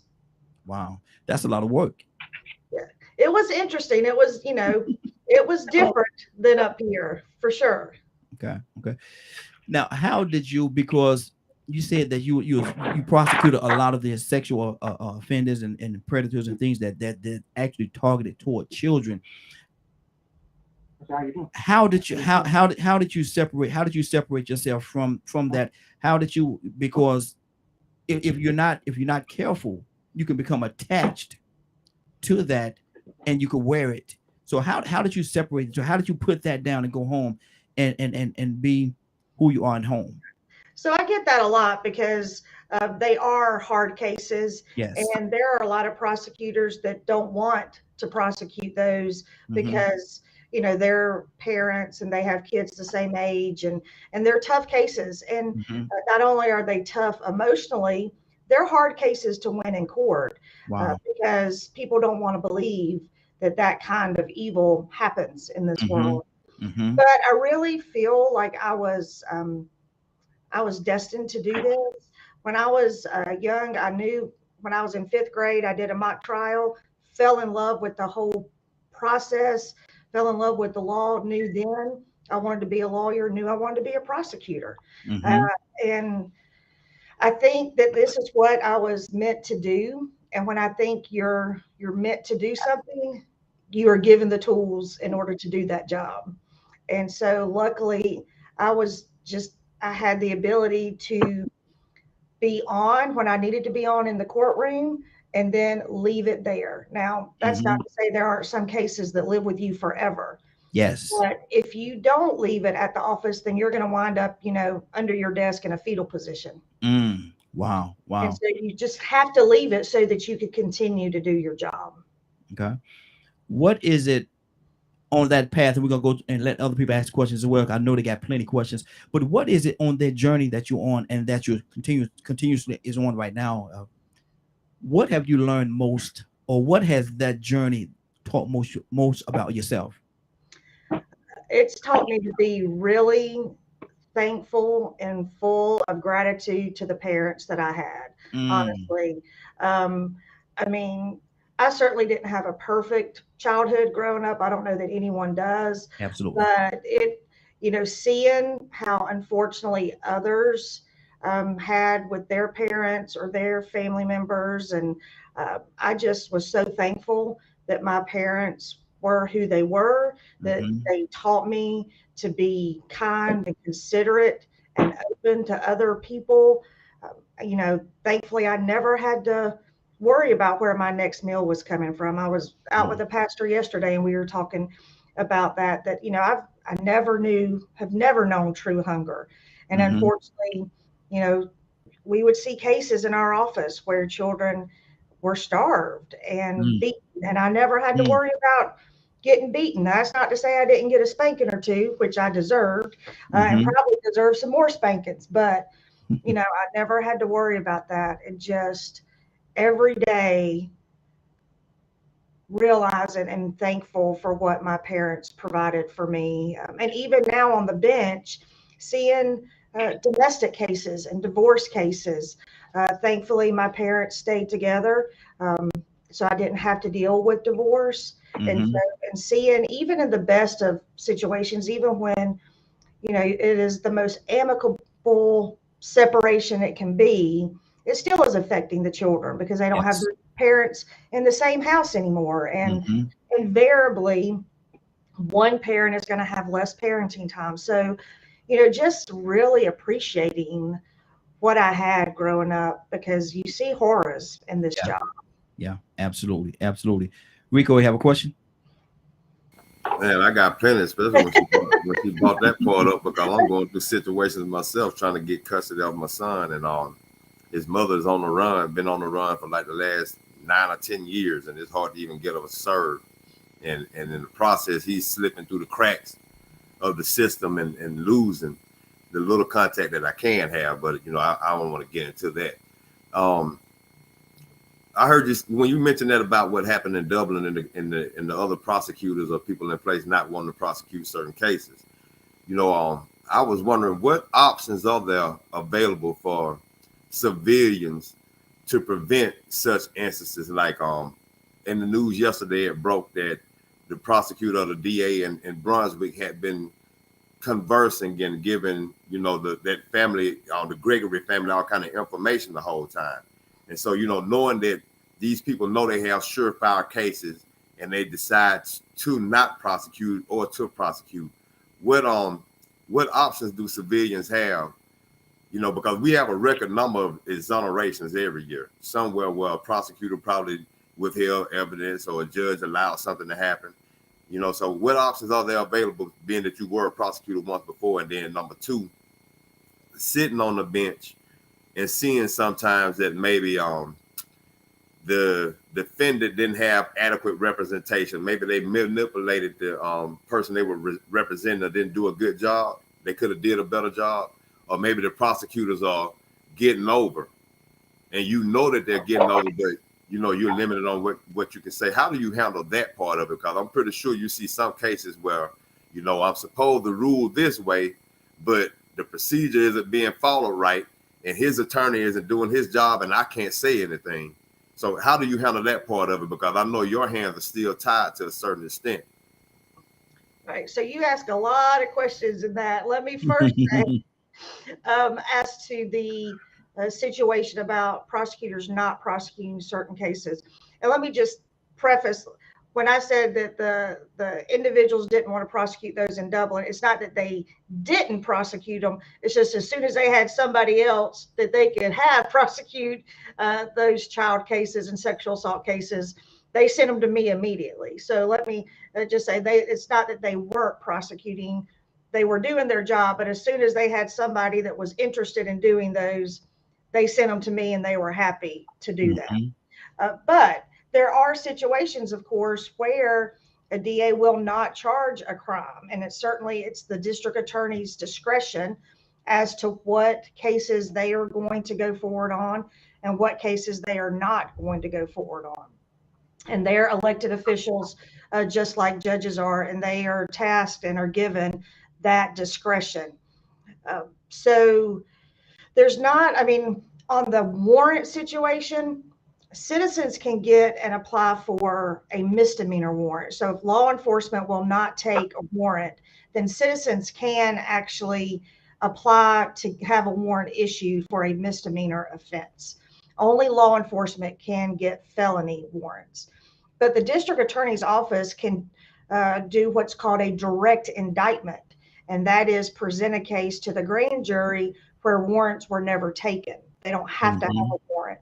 So a district attorney's office can still go forward on cases where law enforcement for whatever reason, chose not to take a warrant, or a warrant was just maybe a warrant was taken but was dismissed by a magistrate judge at a preliminary hearing.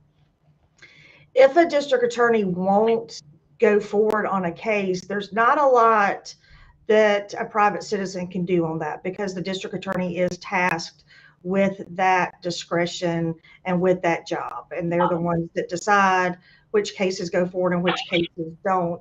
And then judges, we are reactive. We don't generate cases at all. And so when, we get a lot of questions about how can we kind of stem, a lot of people indicate, and some statistics indicate, that there may be over policing in communities of color. So how can the bench and the judges stem that? And the answer is we can't, because we are at the end of the process, unfortunately. Now, as a community, and oh, I think she froze on us again. I think she froze on us. It may be I think her connection. Judge, you frozen on us again. Oh, and there's a lot of things. There's a lot of things that's going on. Oh, okay, we got her back here. We got that connection is kind of bad over there. Kind of bad there. Are you there? Oh, we can't can't hear you. Yeah, gotta go out and come back in. Yeah, there you go. And Rico, did she answer your question, Rico? No, but I probably didn't pose it right. I probably didn't pose it right because it was actually hard to express what I was trying to get to. Can you hear me? Yes. Okay. Yes. There we go. We'll just keep doing it. Sorry about that. No. It's okay. I'm like I said again. I'm glad that you're here, and I'm glad you're giving us the opportunity to talk to us. We actually have our phone lines open, so people that's listening, we got quite a few people that's listening in right now. You can definitely be a part of the conversation, or call in and ask your question as well at 508-924-3521. 508-924-3521. Give us a call, and Judge is here. She's definitely very qualified to answer any question that you may have.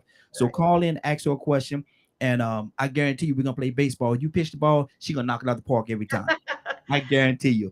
Yes, sir. Rico, let me finish though. I was saying, obviously, judges as community servants can be part of the community conversation that addresses the very front end of how cases enter into the criminal justice system. But we are reactive. We deal with whatever cases the district attorney's office chooses to file, and that the grand jury obviously indicts. But we can certainly be a part of that overall community conversation of no oh no we gonna make it through, man. It's a connection. It's a connection issue. We having a issue with the connection, so hopefully we're gonna get her back in again. She's that Comcast. Yeah. Exactly. Is it live or is it Memorex? That was supposed to be our topic on I think yesterday, but we didn't get to it. But Captain, do you have a question? Oh yeah. Okay. Man, I'm very honored and excited to hear from the honorable judge. Yeah, I heard what Rico said. I heard what Rico said, but I wanted to ask the judge, is she back on that? No, she said something. We're waiting on her to come back in. Hold on, we're waiting on her to come back in. Hold on for 1 second. Let me see. We're trying to get her back in here, and yeah, because Ibrahim, do you have a question as well, sir? Ibrahim. Yes. Okay, hold on for a second. I want to get her back in. Make sure the connection is good. She's going to actually finish tackling Rico's question, and then I come to you all. Judge, can we hear you? I hope so. Oh yes, there we go. Go ahead. We gonna finish this thing. We're gonna get it done. We're gonna definitely get it done. I'm so sorry. No. It's okay. It's okay. Go ahead. You was talking to Rico.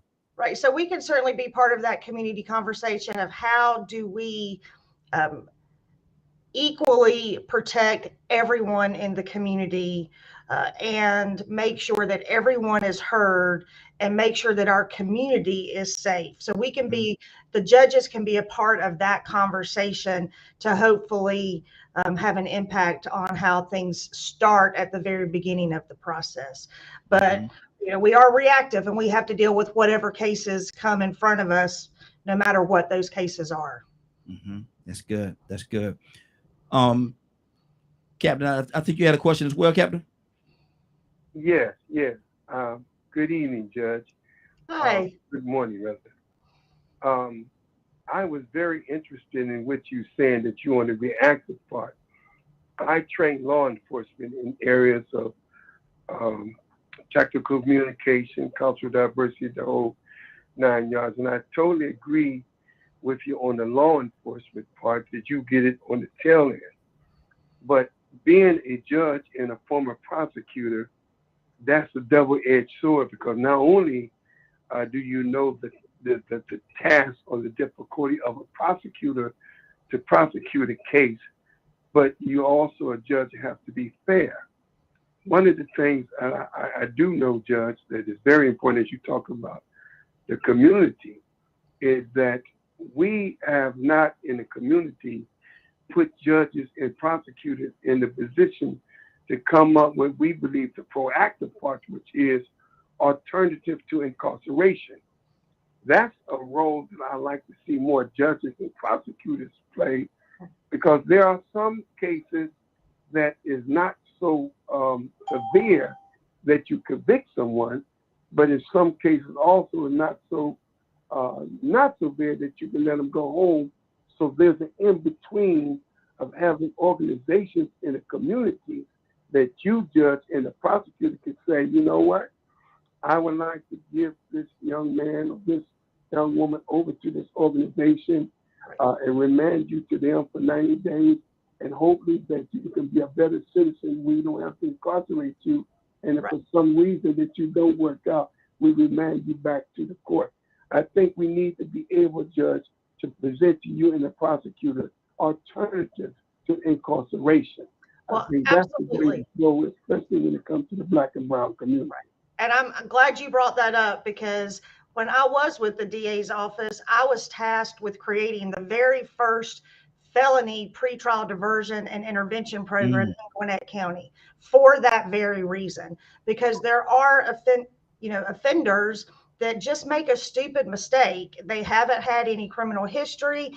Yes, they broke the law, but it was just, a dumb mistake, and they need to be held accountable, but they don't necessarily need to be in the system. And so we created that first pretrial intervention program for felony cases in Gwinnett under the DA that I worked for. That program has since been expanded and continues to be expanded under the new DA, but we created that program for that very reason that you just said, because we cannot send everybody to prison, and everybody doesn't need to go to prison. Yes. You need prison for the serious offenses. There are people that do need to go to prison, but we don't need to fill it up with minor offenses. So not only do we have that pretrial diversion program where individuals can avoid even having a criminal history. Oh no. we gonna make it through, y'all. I definitely appreciate each and every one of you all's patience. Judge has a bad connection where she is right now, and my thing is, I'm very appreciative of the fact that she's coming on and giving us an opportunity to talk to. I'm very appreciative of that, and we're gonna make it through this thing. Can y'all hear me? Yes. Okay, let's keep going. I'm just going to keep going in and out as many times as it takes. There you go. We also have what's called a first offender program. So even if for some reason someone isn't or doesn't go through that pretrial diversion program, or maybe they didn't meet the qualifications of the DA's office and their parameters, once they get into court, if they qualify, we have what's called a first offender sentence, which means we actually withhold adjudication of guilt. They're on probation as if they had pled guilty, but they don't have that conviction. We give them some skills, whatever, like if it's a theft by shoplifting, then we're going to make them go through a theft awareness class so they know how to make better decisions next time. Yes. We're going to require some community service. And then once they have successfully completed that, their record is discharged and they Wow. don't have that conviction. So we absolutely have those programs available. And we have other programs. We have various accountability courts. We have drug court that will address some of those issues. And depending on where you are, unfortunately, if you've already got a significant criminal history, you're not going to be able to wipe that clean. But we do have accountability courts, drug courts that will address those underlying issues so we can keep you out of the system in the future. We have mental health court, we have veterans court, and in our state courts, we have DUI court. So we have programs available to make sure we're not just sending everyone to prison, and we're starting to address some of those underlying causes of why people are breaking the law. So Absolutely. thank you so much for that question. Now you said Great something. work. Great work, Judge. Great work, Judge. Absolutely, absolutely. Now you said something. You pretty much answered the question in what you just said, but I'm gonna pose it just a little bit differently. You said that people that, and I'm just gonna use this word, people that's on drugs, say people that are drug addicts and they commit crimes. Is prison the right option for them, or should they have an option to go to a rehabilitation center, and once they are deemed clean and they're in a better situation, to allow them to wipe that off their record? Is that an option? It depends. That you're going to get a lot of lawyer answers like that. It depends. It depends on, unfortunately, where they are in the spectrum of drug offenses. And if they've already had a record, you can't go back and wipe past records. Yes. You can't go back and take, if you've got 3 previous convictions and now you're going through drug court, you're not going to be able to there's not a mechanism to expunge those 3 previous convictions. You may be able not to have that 4th conviction because now you're going through drug court. So I don't know that there is that, but if you don't have that record, then the drug court will, you'll go through their process, and it may involve inpatient treatment and it may involve outpatient treatment. It just depends on what that individual needs. And if you successfully complete drug court, then you cannot have that conviction on your record. So there are mechanisms like that. That's good. That's good. And those are needed. Those are really needed. Badger, do you have a question? Well, you know me, my questions are always loaded. Okay. Well, I was looking at all the cases that she's done since she's been there, and was actually looking to see if I could figure out who was charged with what, because I'm weird like that. I actually found quite a few. Okay. And it's just, I guess in a lot of ways, there's always this confusion when it comes to like people being put in jail and things like that.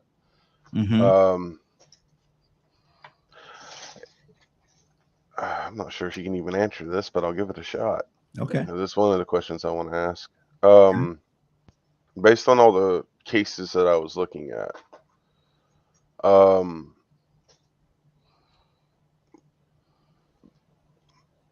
on, Badger. I'm words. I'm sorry.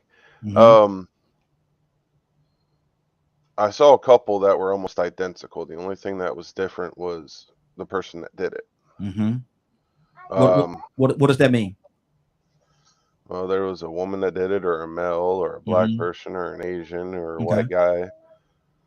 Do you feel that there are a lot of times that, let's say all of it was their first time, that some people get charged differently than others? Absolutely, people get charged differently, and that's a DA decision. That's not a judge decision. But yeah, I mean, I think. What do you mean, DA? So the district attorney's office decides what charges to bring in any individual case. That is completely within the discretion of the district attorney's office. So what is the judge? The over. Right. So when the cases are called into court for trial, we manage, like, we oversee the arraignment that has to be done in court. which is where they're formally advised of what they've been charged with. Obviously, we preside over bond hearings. If an individual is being held without bond, they file a motion for bond. It's up to the court to determine if an individual is a good candidate and should receive bond. We preside over the trial of the case. So, if an individual has been charged with an offense, they have pled not guilty, they want a trial, then I manage that trial. I make sure that the rules are followed, that the procedure is followed.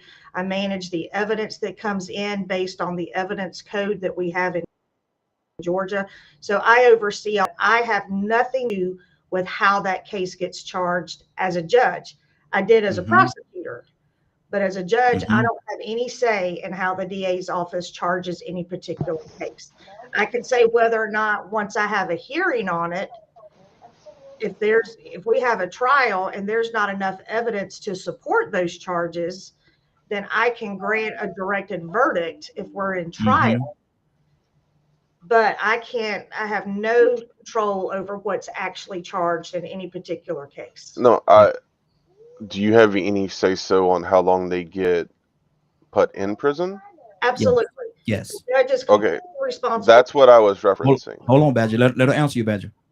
No, the judge is completely responsible for sentencing.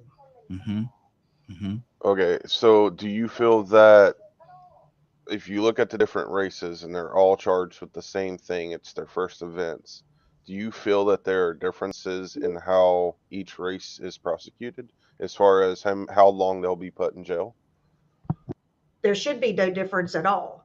Everybody should, if they're charged with the exact same offense and nobody has a criminal history, depending on what the offense is, they may not need to go to prison. And I can't, say, but if you have two individuals that are charged with the exact same thing, have the exact same criminal history, race absolutely does not play a part and should not play a part in whatever sentence a judge hands down. Absolutely. One last question, then I'm done. Okay, Badger. We got plenty of people here. Go ahead.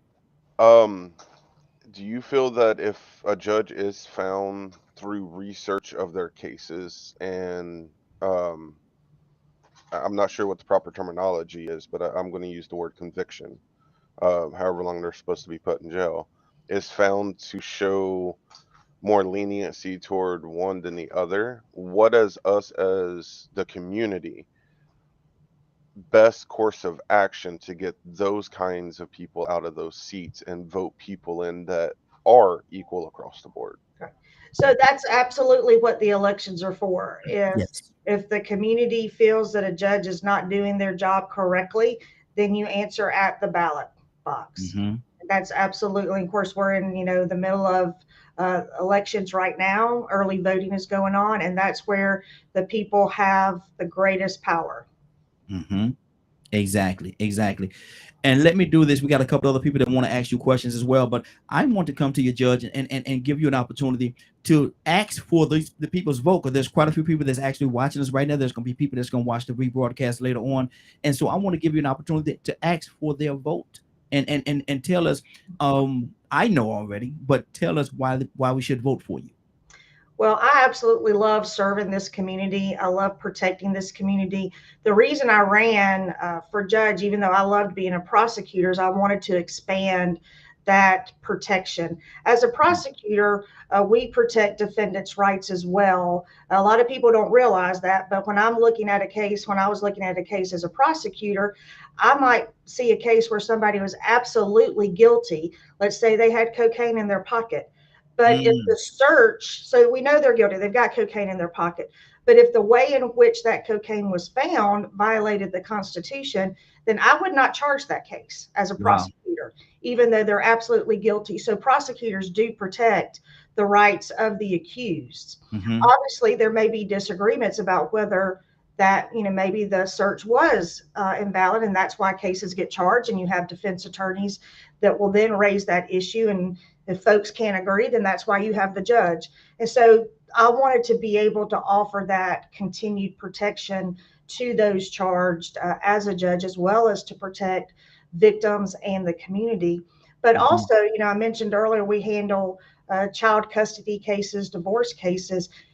to be able to give citizens, help them with their new normal based on their new lifestyle, that they're no longer together. Let's figure out if we have kids involved, let's figure out how to make sure we're serving the best interest of those children with the right parenting plan, the right parenting time.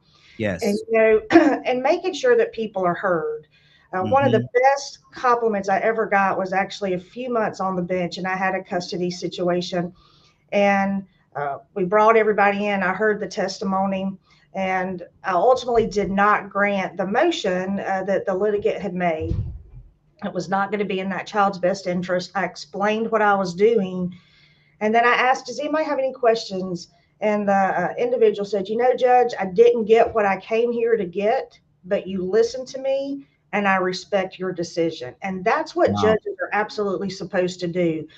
Not everyone's going to agree with what we do, with what decisions we make. We're doing the very best we can with the information that we have, but we've got to make sure that people are heard and feel that they are a part of the process, which is why I don't have a lot of pretrial conferences back in chambers. Certainly, I don't have a lot on criminal at all, but you typically get more requests for those in domestic cases. And sometimes it can be useful, but for the most part, I'll say, I'll have an informal bench conference, or pretrial conference here in court, because invariably, no matter whatever the best intention of those lawyers are, something gets related back to their client, not in the exact same manner it was said in chambers.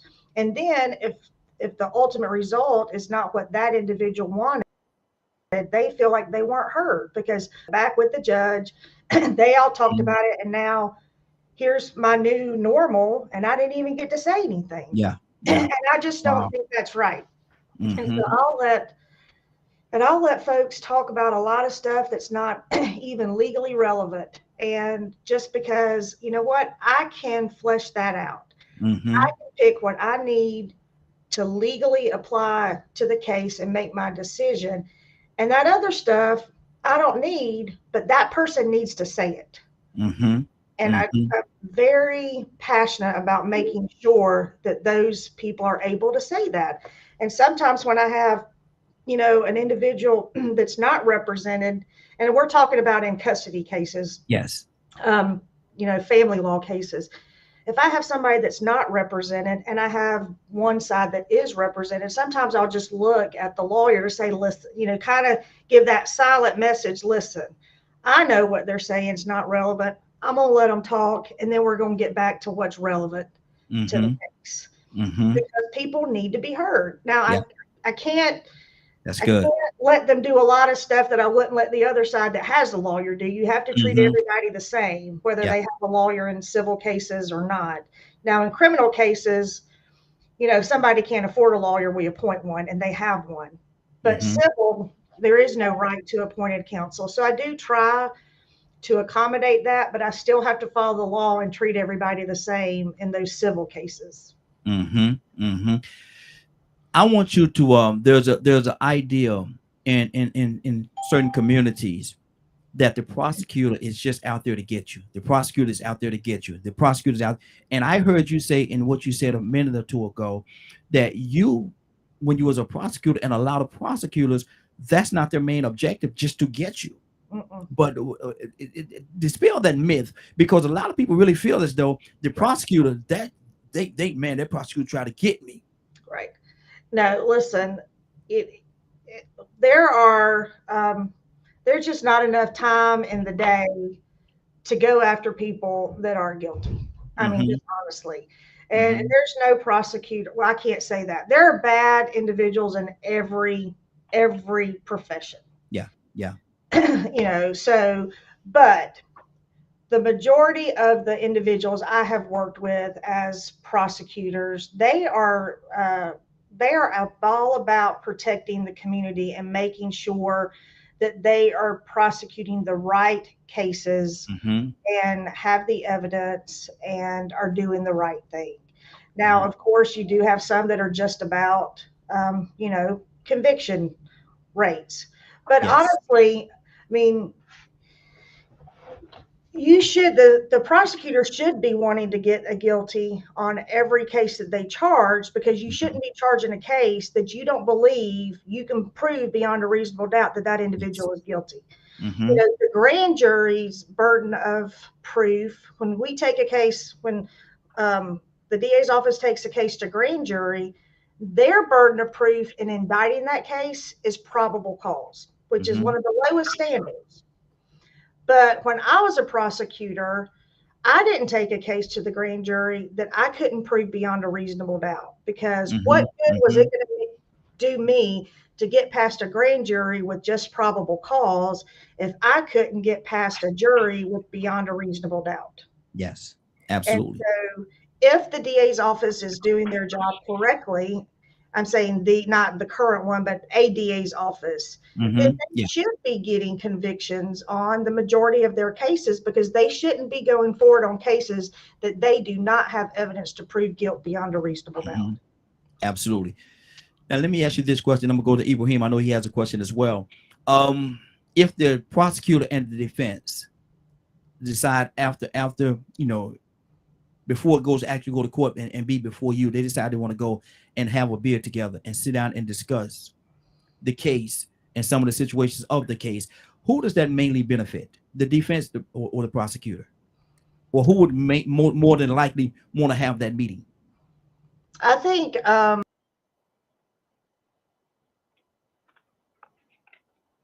oh no.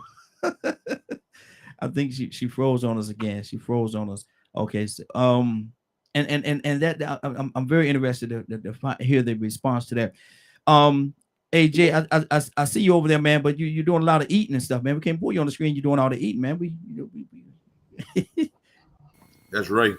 Yeah, right. Okay, I'm sorry. We got disconnected again. Yeah. So I think both. Ultimately, all the parties involved in the court system, their goal should be to achieve justice. Yes. And if that is a conviction, then that's, as long as the rules are followed, as long as everyone's rights are protected, then that's justice. If it's we don't have the evidence to prove the case and the case is dismissed, that's justice. So everyone involved in the process should be concerned with making sure that justice is achieved. And that may look different for each individual case. I think when you have lawyers that can talk open and honestly about the case on either side of the case, then you achieve justice. Yes. You know, there is no hiding the ball in criminal cases. And there's discovery in civil cases, but it's a kind of a different procedure in civil cases. But in criminal cases, there's no hiding the ball.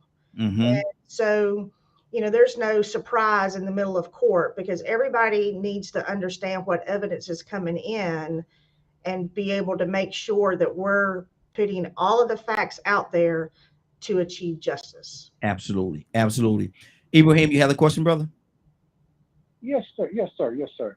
I'd like to ask the judge. I'm listening to everything she says, and that sounds like a textbook example of people in the criminal justice system that are prosecuting and also trying to find a balance of what you're going to do with sentencing. But what I haven't heard is her involvement with her community.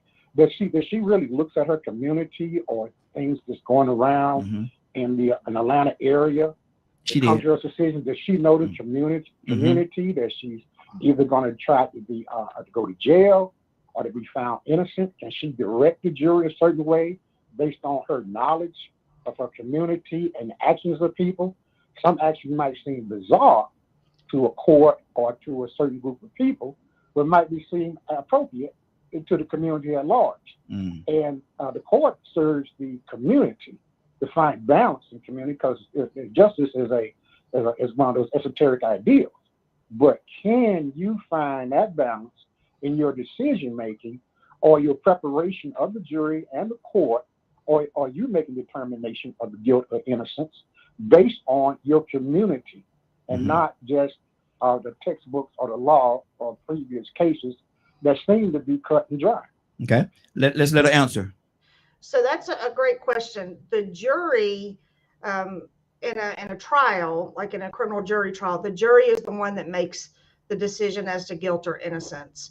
I can't influence them in any way. I can't make any kind of comment of what I feel about the evidence in any way, shape, form, or fashion. In fact, part of the charge that we give the jury is, by no rulings that this court has made have I intended to comment on the evidence, because that is solely within the province of the jury to judge that evidence however they seem fit to judge it, how they see fit to receive it. And our juries here in Gwinnett are a full amalgam of citizens that we have living here in Gwinnett.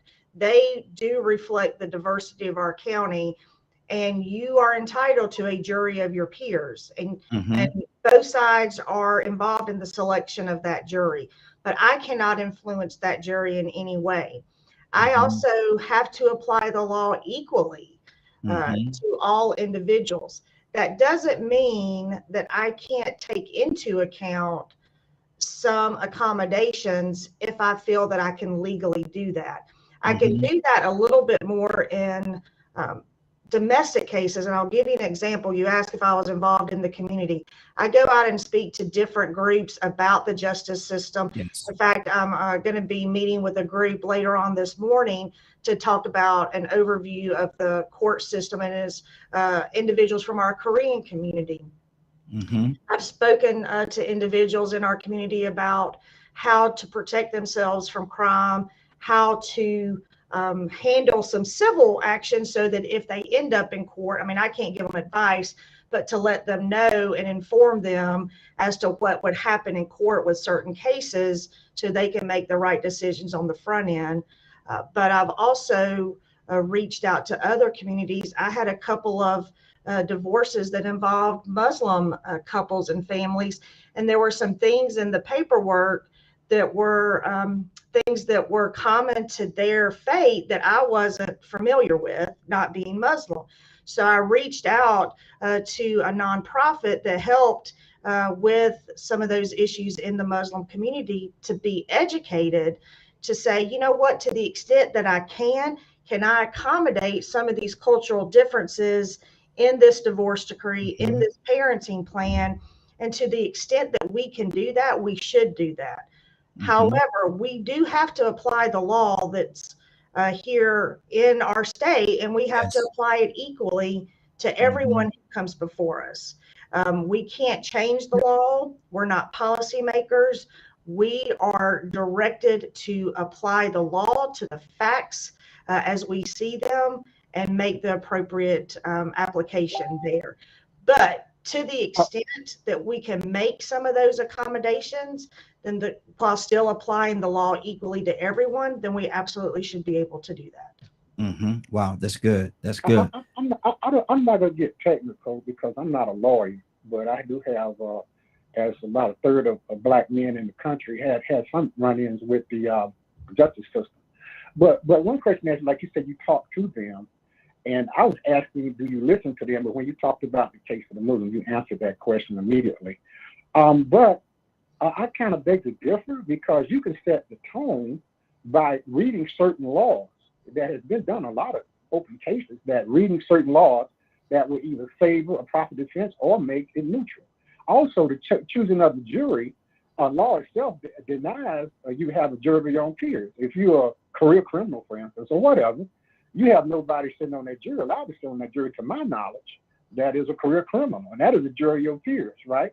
Because the inmates in jail can be just as harsh and more injurious to a person, you know, and what they're saying, then people common people in jury.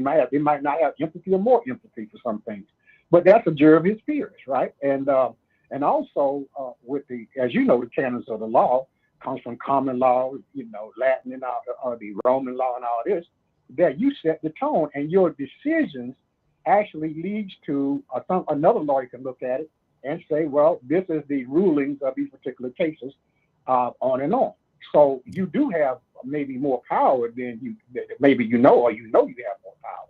Okay. But it's setting the tone for your community and your jury that might be different from the one law fits all state. Okay. Let's let let's let her comment on what you just said. Hold on, a judge. Right. Okay. So I would disagree in saying that we can sway the jury by reading certain laws. We have to read the laws that apply to the case, and we have pattern jury charges that are required to be read to the jury in criminal cases as well as in civil cases. And I can't pick or choose which ones apply to a certain extent. There are some that we can, if the lawyers disagree, then ultimately it's up to the judge. But I can't pick a certain law to read to the jury with the intent to sway that jury, because that's not my role. That's why we have the jury system in process, so you don't have the judge always making that decision. Because other countries where you don't have a jury system in place, it's just the judge that's making the determination of guilt or innocence. And that's not the best way to go either. Absolutely. As far as career criminals having a jury of their peers, our law does not allow convicted felons from serving on a jury. So you're right in that regard, that a career criminal is not going to have a jury of career criminals on their jury.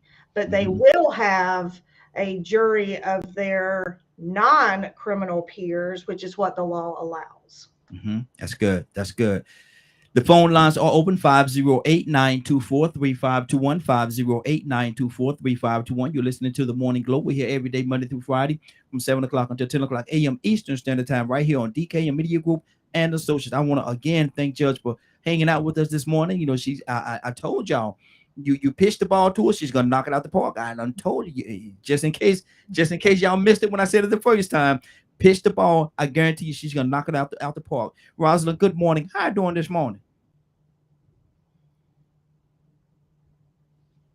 Uh-oh, can't hear you, Rosalind. Uh-oh, nope. You gotta go out and come back in. You and Judge on the same system. Rico, what's on your heart, brother? Can you hear me now? Yes, I can hear you now. What's your question? Okay. Oh, as soon as she get asked the question, she get kicked out. Lord Jesus. Sound like she was talking to a Bluetooth speaker too. I was glad she went there with the family law thing, because she said that about one person being represented and one person not being represented, and it's so uneven. You know, you have in a lot of cases you have non-custodial parents that have to go in and hire representation, and then you have the state that represents some of the wrong parents, you know, because we have a situation where we have some parents that are booked. And also, let me say, I commend her on correcting herself when she said that about the prosecutors, because there are some bad seeds, as with the Ahmaud Arbery case and so many others, with the exonerations. For some reason, they're being exonerated. But in her case, you know, in the family law, because in my situation, what I had going on is the last hearing that I had, the judge gave me a hard time because that she went out. Yeah, I tell her and Rosalind on that same system. They got the same little system thing going on. It's a trickle effect. Yeah, exactly. So what I was gonna mention was that the judge gave me a hard time immediately. He asked me why didn't I have an attorney, because I was self-represented. And I told him, I said, well, you know, if I had to get an attorney, it would have took me longer.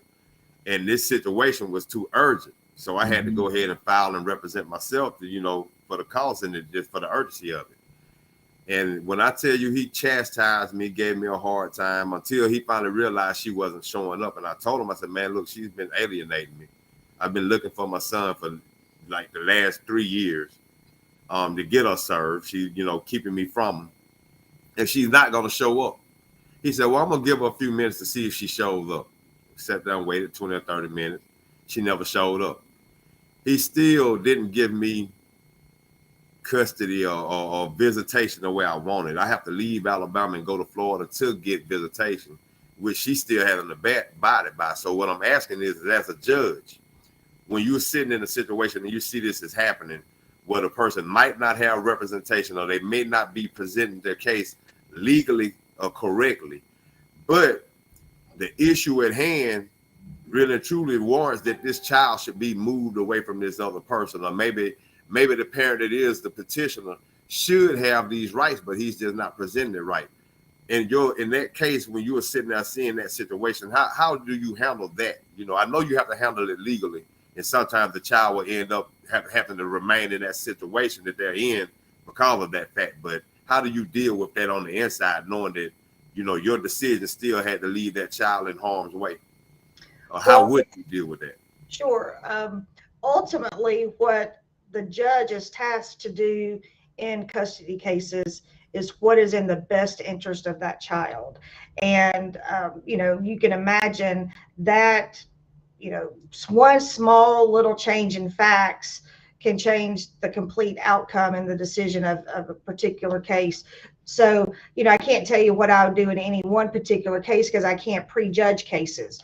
But what I can tell you is that the judge's role in custody cases is to determine what is in that child or children's best interest and make that decision.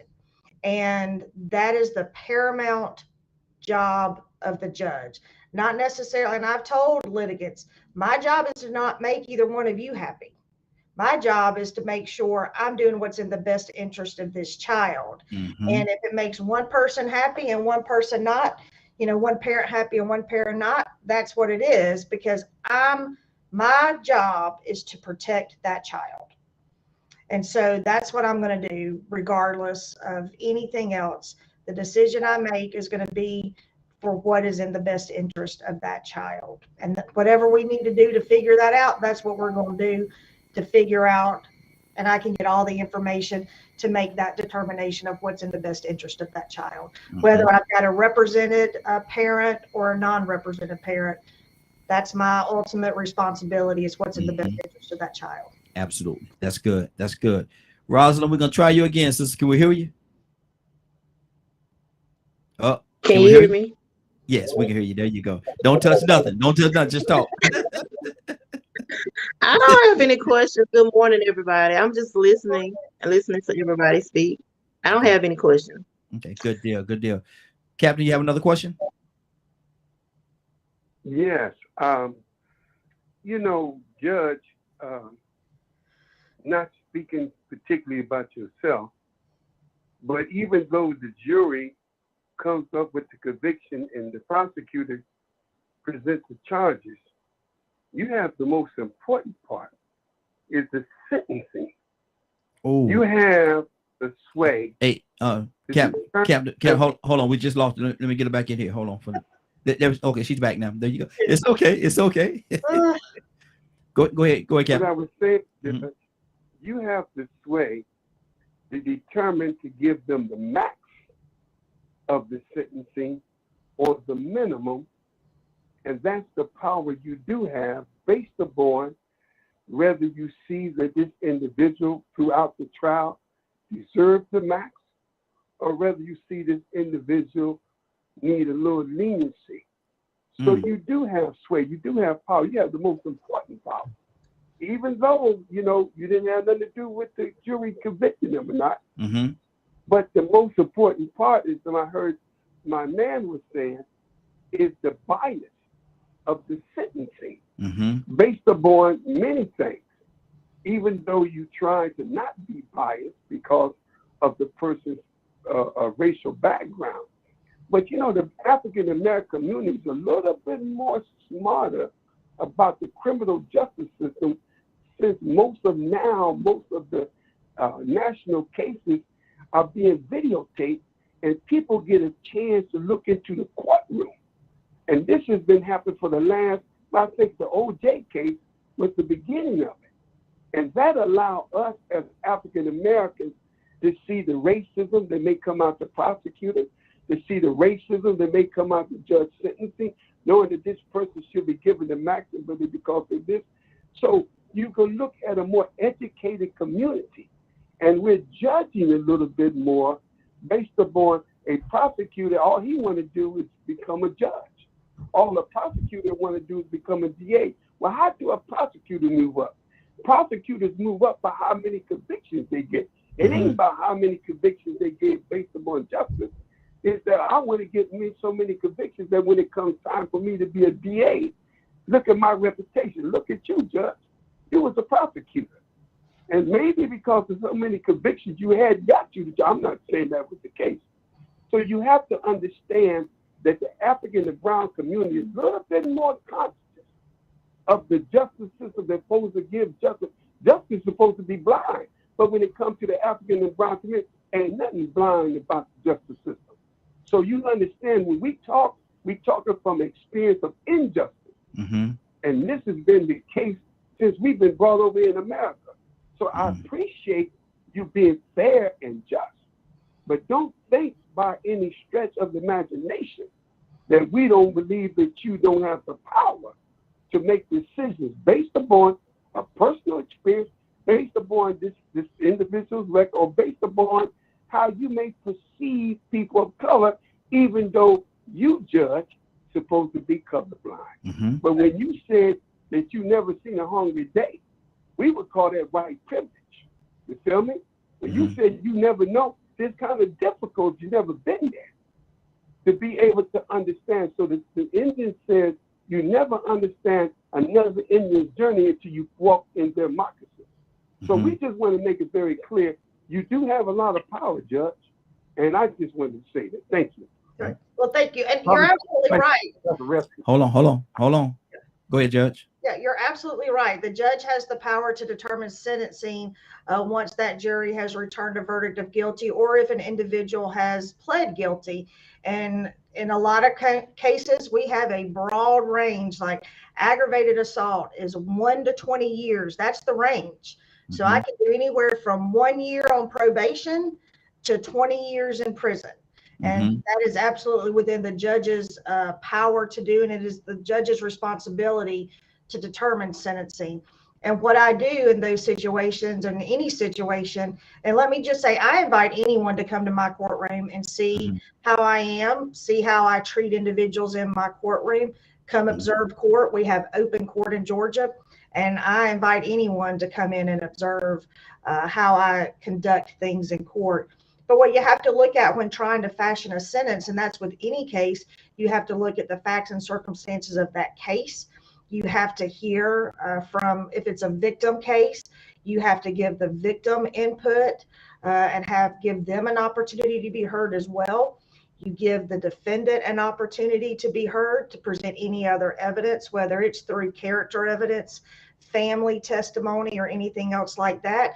And you have to look at all of those facts and circumstances and fashion a sentence that you believe fits the offense that that individual was convicted of or has admitted to, while holding them accountable, while offering some sort of rehabilitative part of that sentence. Maybe the sentence doesn't include prison. Maybe it does. Whether it's prison or not, putting some things in place that hopefully would prevent that individual from making that same decision and committing that offense again, and protecting the community, because that's what the whole criminal justice process is about. And you have to take all of those factors into account with each individual case that you look at. And we have to understand that unless somebody's getting a life sentence in prison, if we send somebody to prison, they're going to get out. And they're going to be back in the community. And so we need to address those issues as well and try to figure out how we can make sure our community is protected. How can we make sure that that sentence does fit the crime, does fit that individual, and let's make sure that that individual is not coming out worse off than when they went in. And we have to take all of those things into account, and 100 other different things that it just depends on each individual case. That you still have to apply the law fairly, but that doesn't mean that you can't take into account all those other factors, because you have to. It sounds to me, I've never been a judge, and I commend everybody that go through the process of doing that. But there's a lot of weight on it. There's a lot of weight, and there's a huge responsibility that goes into, and when somebody take the full responsibility, it can be sometimes a little bit overbearing, because you're totally responsible for the well-being of another individual. What do you say to that, Judge? And we're gonna go to Cassandra. I know she may have a question as well. It is an awesome responsibility, and again, I believe that I'm where I'm supposed to be, and I believe I've been given the tools in order to make the best decisions I can. And what you ultimately have to understand is, particularly in criminal cases, whether it was a stupid, just careless decision that brought that individual there, or whether it was an absolutely pre-planned, fully intentional act that brought that individual into the criminal courtroom. What we have to understand is it's the actions of that individual that has brought them into court. Uh-oh. Got frozen again. But this is and she'll go out and come right back in just a second. I want to take a second to get back in. I want to tell everybody it's a lot going on. There's a lot going on, and there's a huge responsibility that goes into. Okay, Judge, you're back with us. Yeah. So yeah, we have to. You have to understand that it's those choices that have brought that individual into the court system. And so even though I'm making a decision as far as sentencing that is going to impact that individual, the process started before. Absolutely. Like I said, I mean, unless you're sentencing somebody to life in prison,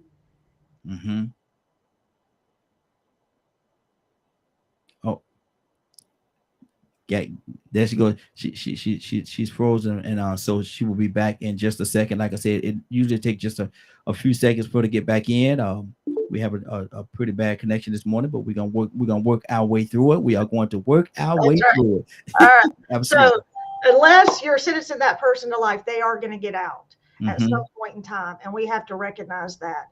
And so, yes, it is. It is an awesome responsibility to be able to fashion, like I said, that appropriate sentence so that we are holding someone accountable. We are protecting the victim and the community, but we're also recognizing that that individual is going to be back out in society. And let's make sure that when that happens, that society is still protected, and we give that individual the tools so they don't make that same decision again. Absolutely. I will tell you what the harder decision is, and sometimes is in those family law cases where, the children have done nothing to be in the situation in which they're in with, whether it's divorcing parents or it's parents that were never married that are dealing with custody issues. And those decisions, knowing that the decision that I make as a judge is going to impact that child and who they become as adults, is honestly the decisions that weigh on me a little bit harder, because I know that as a child, that person is in their formative years, and how I set up that parenting plan, how I set up the parameters that those parents are going to work under and deal with that child or children is going to invariably be a part of that child's upbringing and development, and how they see the world, and can change their perspective on things. And that weighs a little harder than the others, because when someone that's charged with a crime has come before me, I mean, we do have 18-year-olds that come in front of us, but they're adults. The younger ones, the 18 to 20, they're still developing. Yes. But the adults, they've developed. But those children, I mean, you think about how much gets embedded in you as a person when you're young, from good and bad. And so those decisions I really, want to make sure I get right, because I understand the full implication of the responsibility I have in those cases. Wow. Yes, that's a lot. That's a lot. Cassandra, and good morning, Cassandra. What's on your heart? You have a question for the judge? Maybe not so much a question, but a comment. I'm appreciative of knowing that she sounds like someone that really is concerned about what she's doing and is invested, into doing what is fair and right. And I think we need more of that. I'm glad that that as a female as well, that she is there and she is hearing the cases and making the decisions. I think I mentioned last weekend or weekend before last, I was with a group of Black lawyers and judges, and they were saying how we need more representation, female representation in the judicial system here in Georgia and around the country. So kudos to you, Judge. Thank you for your commitment to doing the work. We pray that you will be fair in every decision that you make, and that God will guide you as you make decisions that actually will totally impact the lives of many people that are involved in your cases. So thank you. Judge? Thank you. I didn't hear a lot of that, unfortunately. I'm wondering if this storm coming through is having some issues, but so I didn't hear a lot. I did hear the thank you, so I appreciate that because Yes. I really do love serving this community, and it's important to me that the community knows that judges are community servants. I think the bench has. I think it's the storm. I really think it's the storm that's causing the issue. And so, Rico, I know that you said you had another question. I'm gonna get her back in here. We got, I think Tucson is on with us as well. I want to get him in and let him ask his question. I know he have a question too. Let me see who all we have on the phone lines here. Yeah, we have Tucson. May I say something while I'm waiting for her to get back online? Oh no, she's back on. Hold on 1 second. Let me touch everybody. I'll come right back to you, brother. Tucson, you have a question?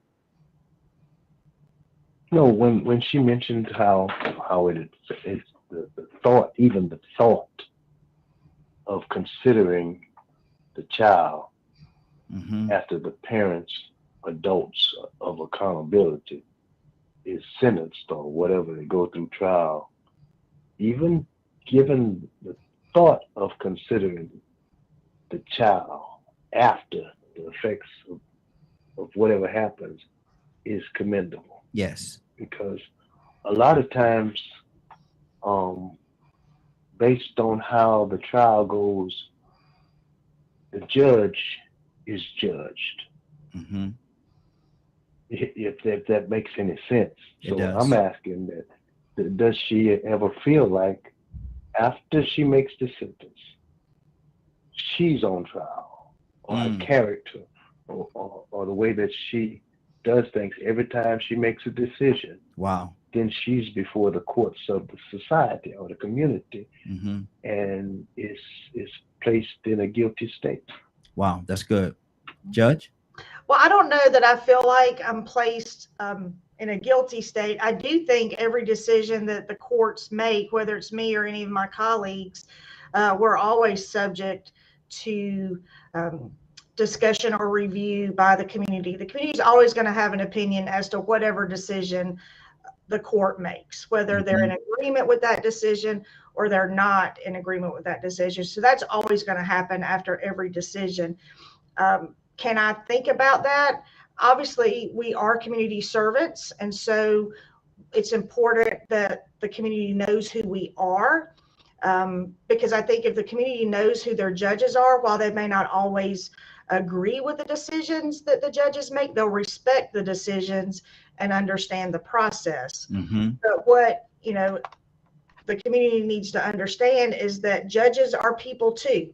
And what we are tasked to do is make a decision, the best decision that we can, with the information that we have in front of us, whether, however that's presented, because obviously we can't make a decision on something that we don't know.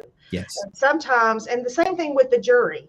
And there's laws that apply to what can and can be presented in court. There's evidentiary rules. But as far as sentencing, as far as custody.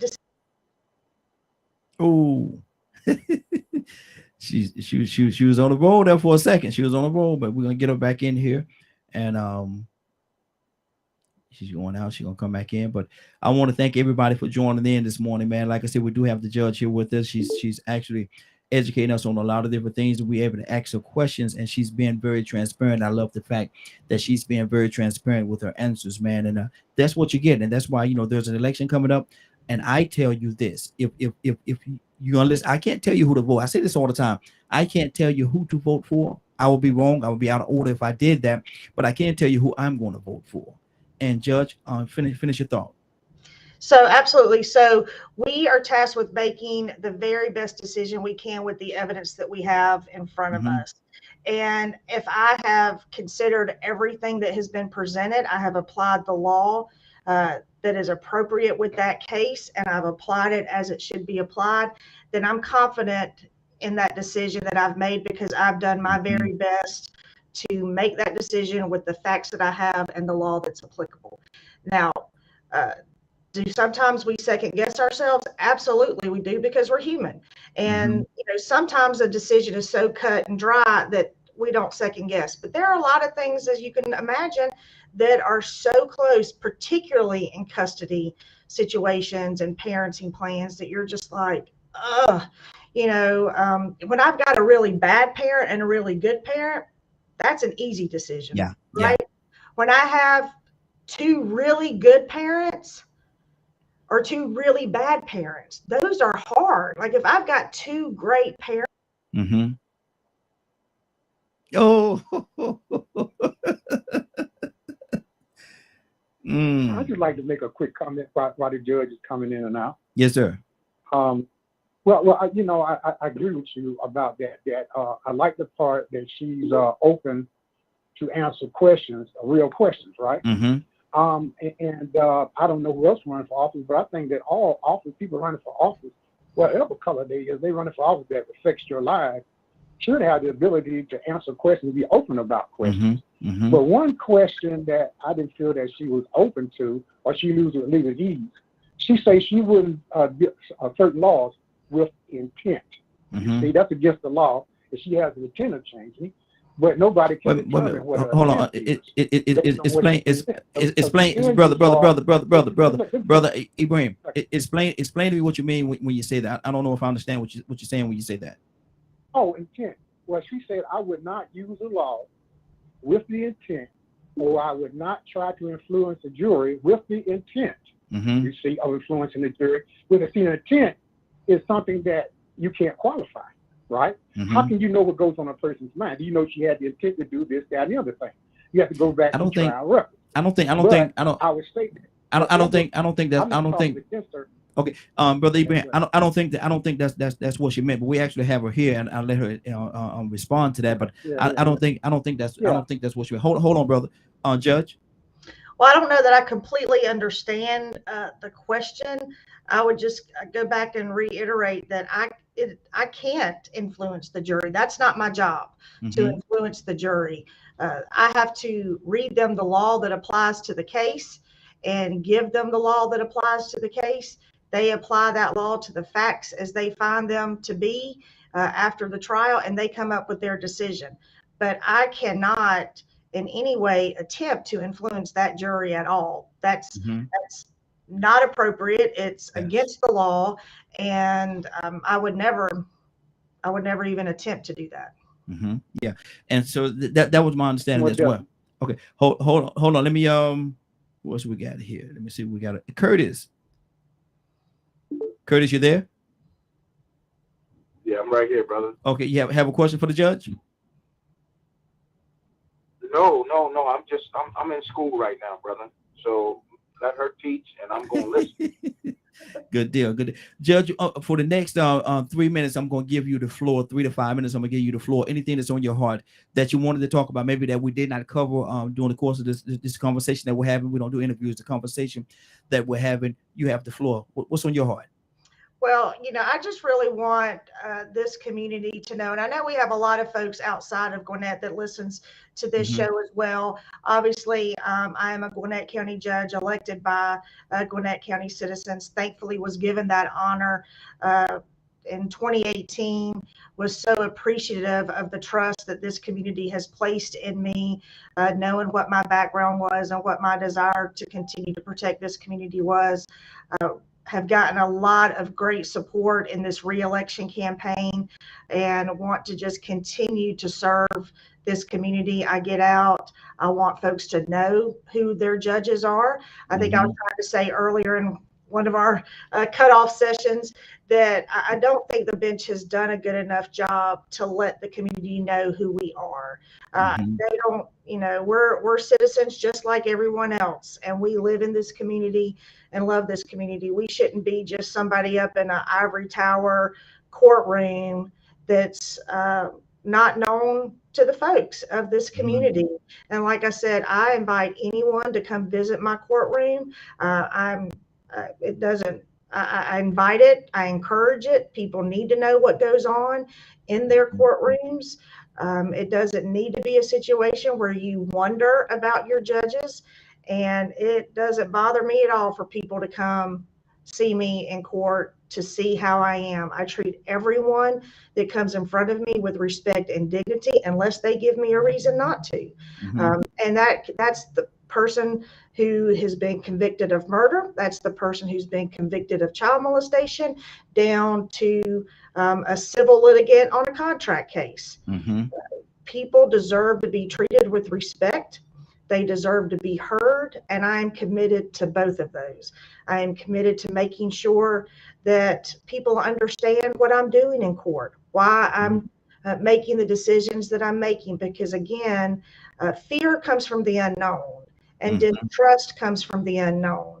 And if we can take away the mystery of the court system and the decisions that are made there, then people will respect the process. And we've got to have people respecting the process in order to have safety and democracy in this country.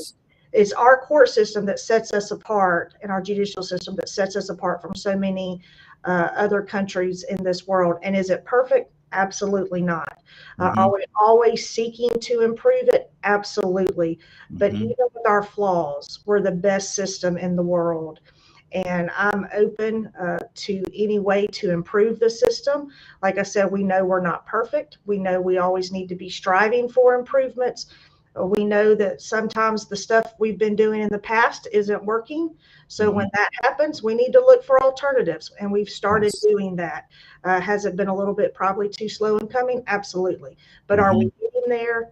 Absolutely. Are we dedicated to getting there better and faster? Absolutely. And that's what I'm committed to doing for this community. And I love it. Absolutely. Now, let me ask you a question off topic just a little bit. Now, we know that you're a judge. We know that you've been through the process of becoming a judge. Now, if for whatever reason, God had a different path for your life and you were not in law at all, what would you be doing? Oh, my goodness. That's way off. Oh, no. She froze on us. She froze on right when she's about to ask the question. She froze on us. So we're going to get her back in here so she can actually answer that particular question. Rosalind, you don't have a question? No, sir. I'm just listening. Okay. I wanted to hear what she was going to say. Okay. All right. I would probably have a doggy daycare. Wow. We have 4 dogs and I love them. I don't want to be a vet because I hate to see animals hurt, but to play with dogs all day, man, if I won the lottery or if I wasn't in law or if God said, maybe this is something else I have planned for you, and that doesn't sound particularly, civic oriented, but I would love to have a doggy daycare. Okay. Now, would you dress them up in them little dog suits and all that stuff? No. I'm just silly, Judge. Don't pay me no attention. I'm just silly. Lord, don't let no Michael Vick come in front of your court. Exactly. Willow, you have a question?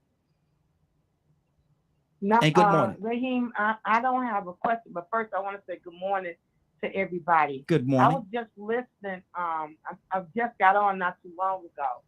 But I just want to say kudos to you as a judge, because I just feel that that's a really, really hard job to judge other humans according to their behavior. It just reminds me of how God loves us unconditionally, and it's going to be a time on how he's going to have to judge us as individuals according to our sin, even though he loves us unconditionally. That's really a hard job to do. Absolutely. So kudos to you for God giving you that gift, and it sounds like you're doing it well.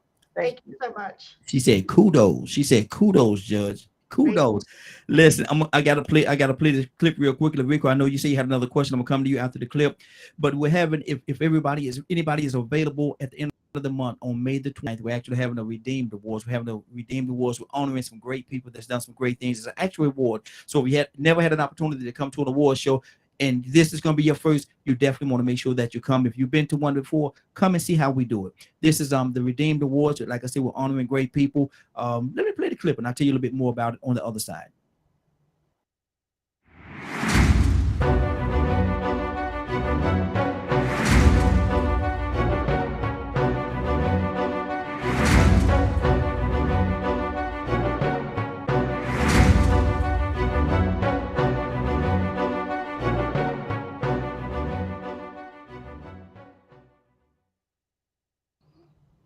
Good deal.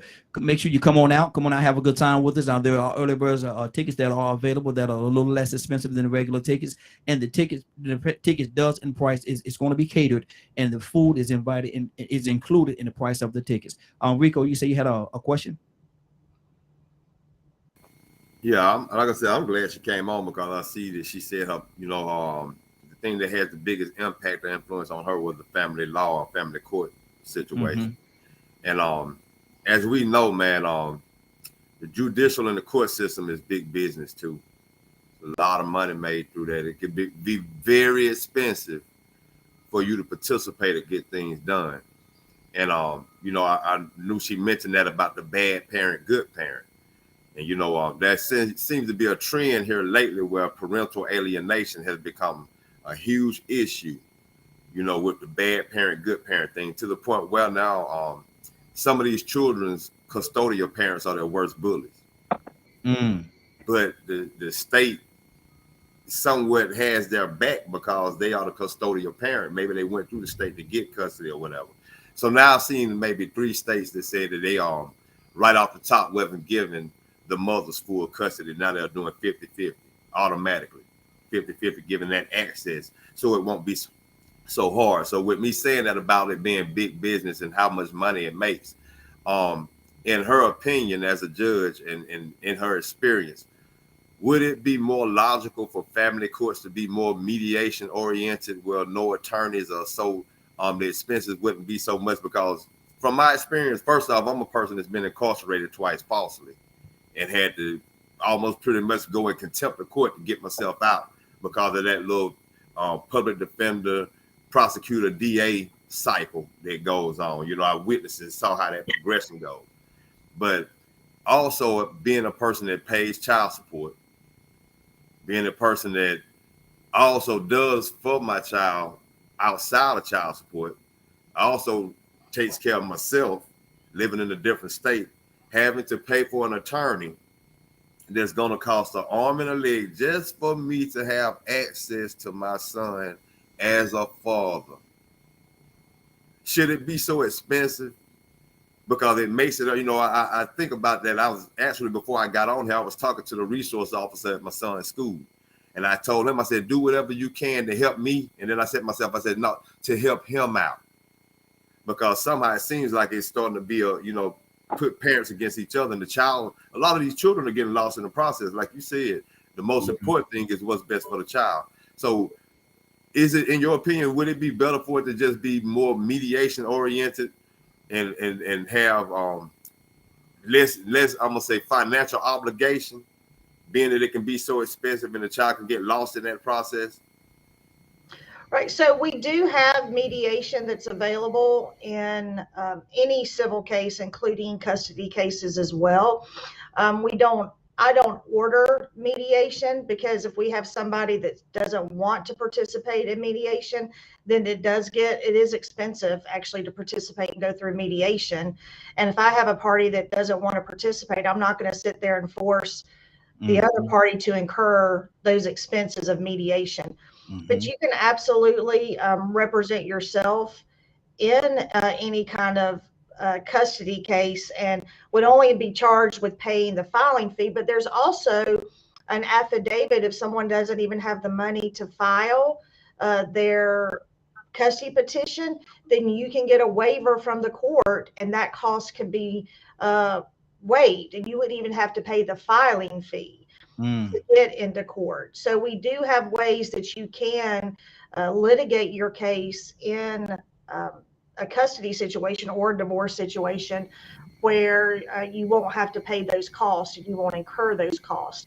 As far as child support, there is a state child support worksheet, and it has an algorithm, and it is simply based on incomes of the parties, and then we take into account, the algorithm takes into account if there's other children that either parent is supporting, if insurance is covered, and we plug all those numbers in, and it is based on an algorithm. We do have some discretion to deviate upwards or downwards within a certain amount, depending on the situation.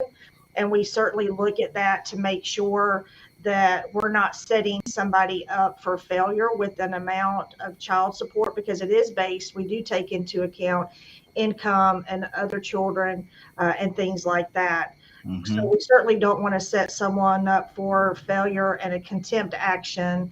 And so we do have some discretion in deviating upwards or downward.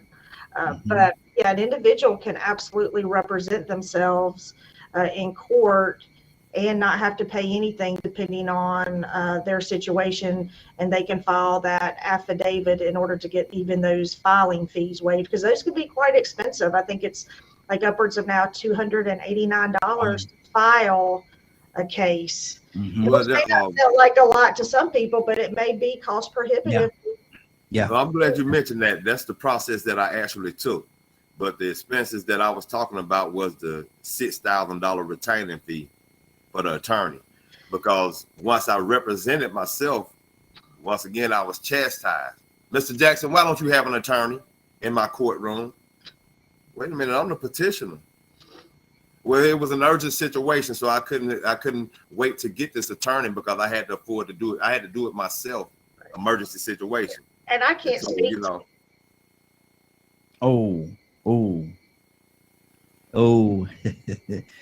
We I think we lost her again. So hopefully we'll get her right back in before we get out of here. Hopefully we'll get her right back in. There we go. I think she's there now. Good deal. Yeah, I can't speak to that, Judge. I know I have self-represented litigants all the time in my courtroom. Hey, Raheem, when she come back, because you will have a chance to tell her this, that was the purpose of me asking her opinion in that. Would it be easier for parents, the good parents, to be able to go through a different process to where they wouldn't have to spend $6,000? There you go. Let's go, Rico. Right. So I have self-represented litigants all the time in my courtroom. It's sometimes it's their choice to represent themselves. Sometimes, they would rather have an attorney but can't afford it. We do have legal aid that can assist in some of those matters, but I'm not gonna chastise somebody for not having a lawyer. Do I think? Is it better to have someone that absolutely knows the system? Sure, but not everyone's in that position, and we have a large number of self-represented litigants. And if I have two individuals that are coming for a divorce or a custody and they're both representing themselves, then I do act more as a mediator. I can't advocate for either one, and I can't give them advice, but I can walk them through the process. So let's say I have two individuals that are coming in for a divorce and they have children. And so when we walk through, I'm like, okay, do we have any property that we need to divide up? If they say yes, then we talk about that. And I get each person to tell me what it is they want. And then we go from there. Do we have any debts we need to divide? So I go through everything that I'm going to need to put in a divorce decree. You know, they're not having to bring it to my attention. I know what the general issues are in a divorce. And so I walk them through that. I hear the evidence and I make a decision. So I'm not relying, if I have, you know, two individuals that are representing themselves, I'm not just sitting there and say, okay, well, present your case. No, I'm going to, because they don't know. So I'm going to say, this is what I need to know in a divorce. I need to divide up property. I need to divide up debt. And then we need to get to custody and parenting time. So let's walk through all of these different issues. Let me hear evidence from both of you. Whatever you can agree on, I'll hear evidence and I'll make a decision based on the evidence I hear. And I've done lots of divorces and custody issues that way. And it works out great. That's good. That's good. Now, judges, it's time for us to get out of here. I want to give you the opportunity for people your closing remarks, anything you want to say in your closing. Certainly want to give you the opportunity to do that. Or if people want to get in contact with you or even come and sit in your courtroom, I want you to give that information as well. Absolutely. Well, you already heard how passionate I am about this community. I'm in courtroom 302 in the Nash building, which is the new courthouse building behind the original GJAC. So courtroom 302 is my courtroom. I invite anyone to come sit in and observe. As far as getting in touch with me for the campaign, it's www.tracykaysen.com, and it has our email address on there as well. I would love to have the votes in support of this community again, like I did the first time. Obviously, early voting is going on now and will go on through May 20th. And then election day is May 24th. Judges are nonpartisan, so we will not make it to that November ballot. If you want to vote for your judges and now your school board, that's a change. People need to understand school board and judges are nonpartisan, will be at the bottom of whatever ballot you pull. Republican, Democrat, Independent, just make sure you scroll to the bottom. That's where they put the nonpartisan elections. So and somebody said, I think the other day, the bottom of the ballot is the closest to home. So those are your truly local elections that are affecting the everyday lives of the citizens of the community. They told me the bottom of the building is the foundation. There you go. Well, there's the bottom of the ballot. Exactly. I like it. There you go. Well, Judge, I definitely want to thank you for coming. Want to thank you for being as transparent as you was. You know, you definitely, excuse me, helped a lot of people, helped me, and I hope my listeners enjoyed it. If they enjoyed it half as much as I did, then they had a fantastic time. Well, thank you so much, and I'm so sorry with all the technical difficulties, but we just we got it done. As we just kept going in and out as many times as it took, and that's what I do. I just whatever it takes to make sure we get the job done. That's what we do. Absolutely, and we made it, huh? We made it through them. We made it. So everybody stay safe out there. I know it's supposed to be some bad weather this afternoon. So everybody please stay safe. Okay. Don't forget to eat. That's right. You get caught up in your everyday. You might, if you like me, sometimes you'll forget to eat. It'll be like the sun be coming down and you don't forget to eat. So make sure. I don't know. I think you can tell I don't miss many meals. So. on that note, Rico, what's going on at 3:00 today?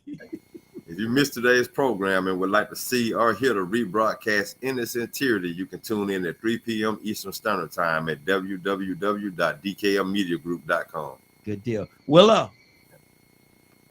Raheem, I'm ready. You ready, Willa? Ready.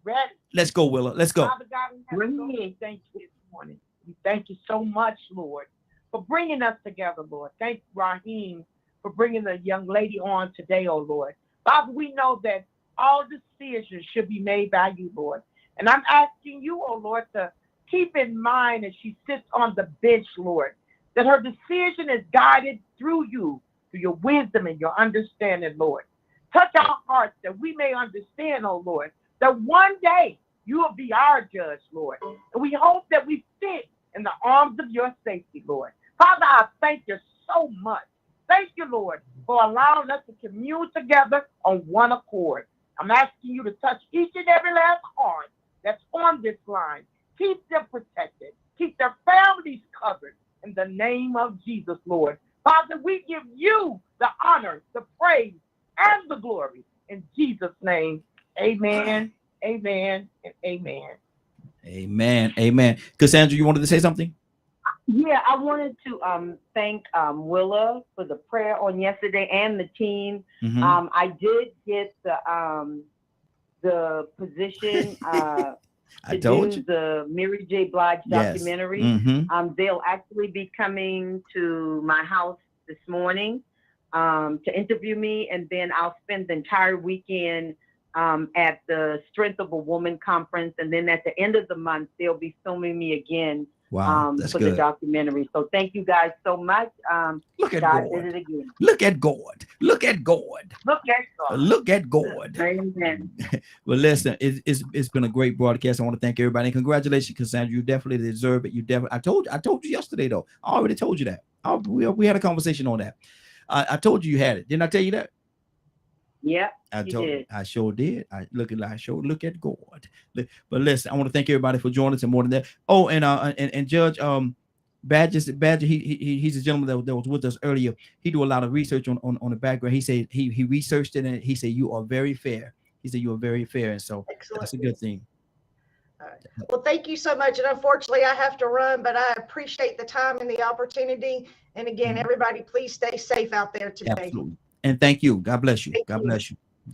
We're about to get out of here. I want to thank everybody for joining us. And more than that, I want to thank you for allowing DKM Media Group and Associates and the Morning Glow for being a part of your day. It is now 10:07. You're about to exit the Morning Glow. But before you go, I want you to do me two favors, if you will. One, I want you to continue to pray for us because we're certainly praying for each and every one of you. Number two, why this is real simple. I want you to go out there, find somebody, and give them a hug because you never know. It could be the only hug that they get, or it could very well be their last. Love you, and ain't nothing you can do about it. Have a great day and a better tomorrow. And we shine some of this light on you from the Morning Glow. Take it out there into this wicked and cruel world that we live in and let your light so shine. If you get an opportunity, give somebody some love.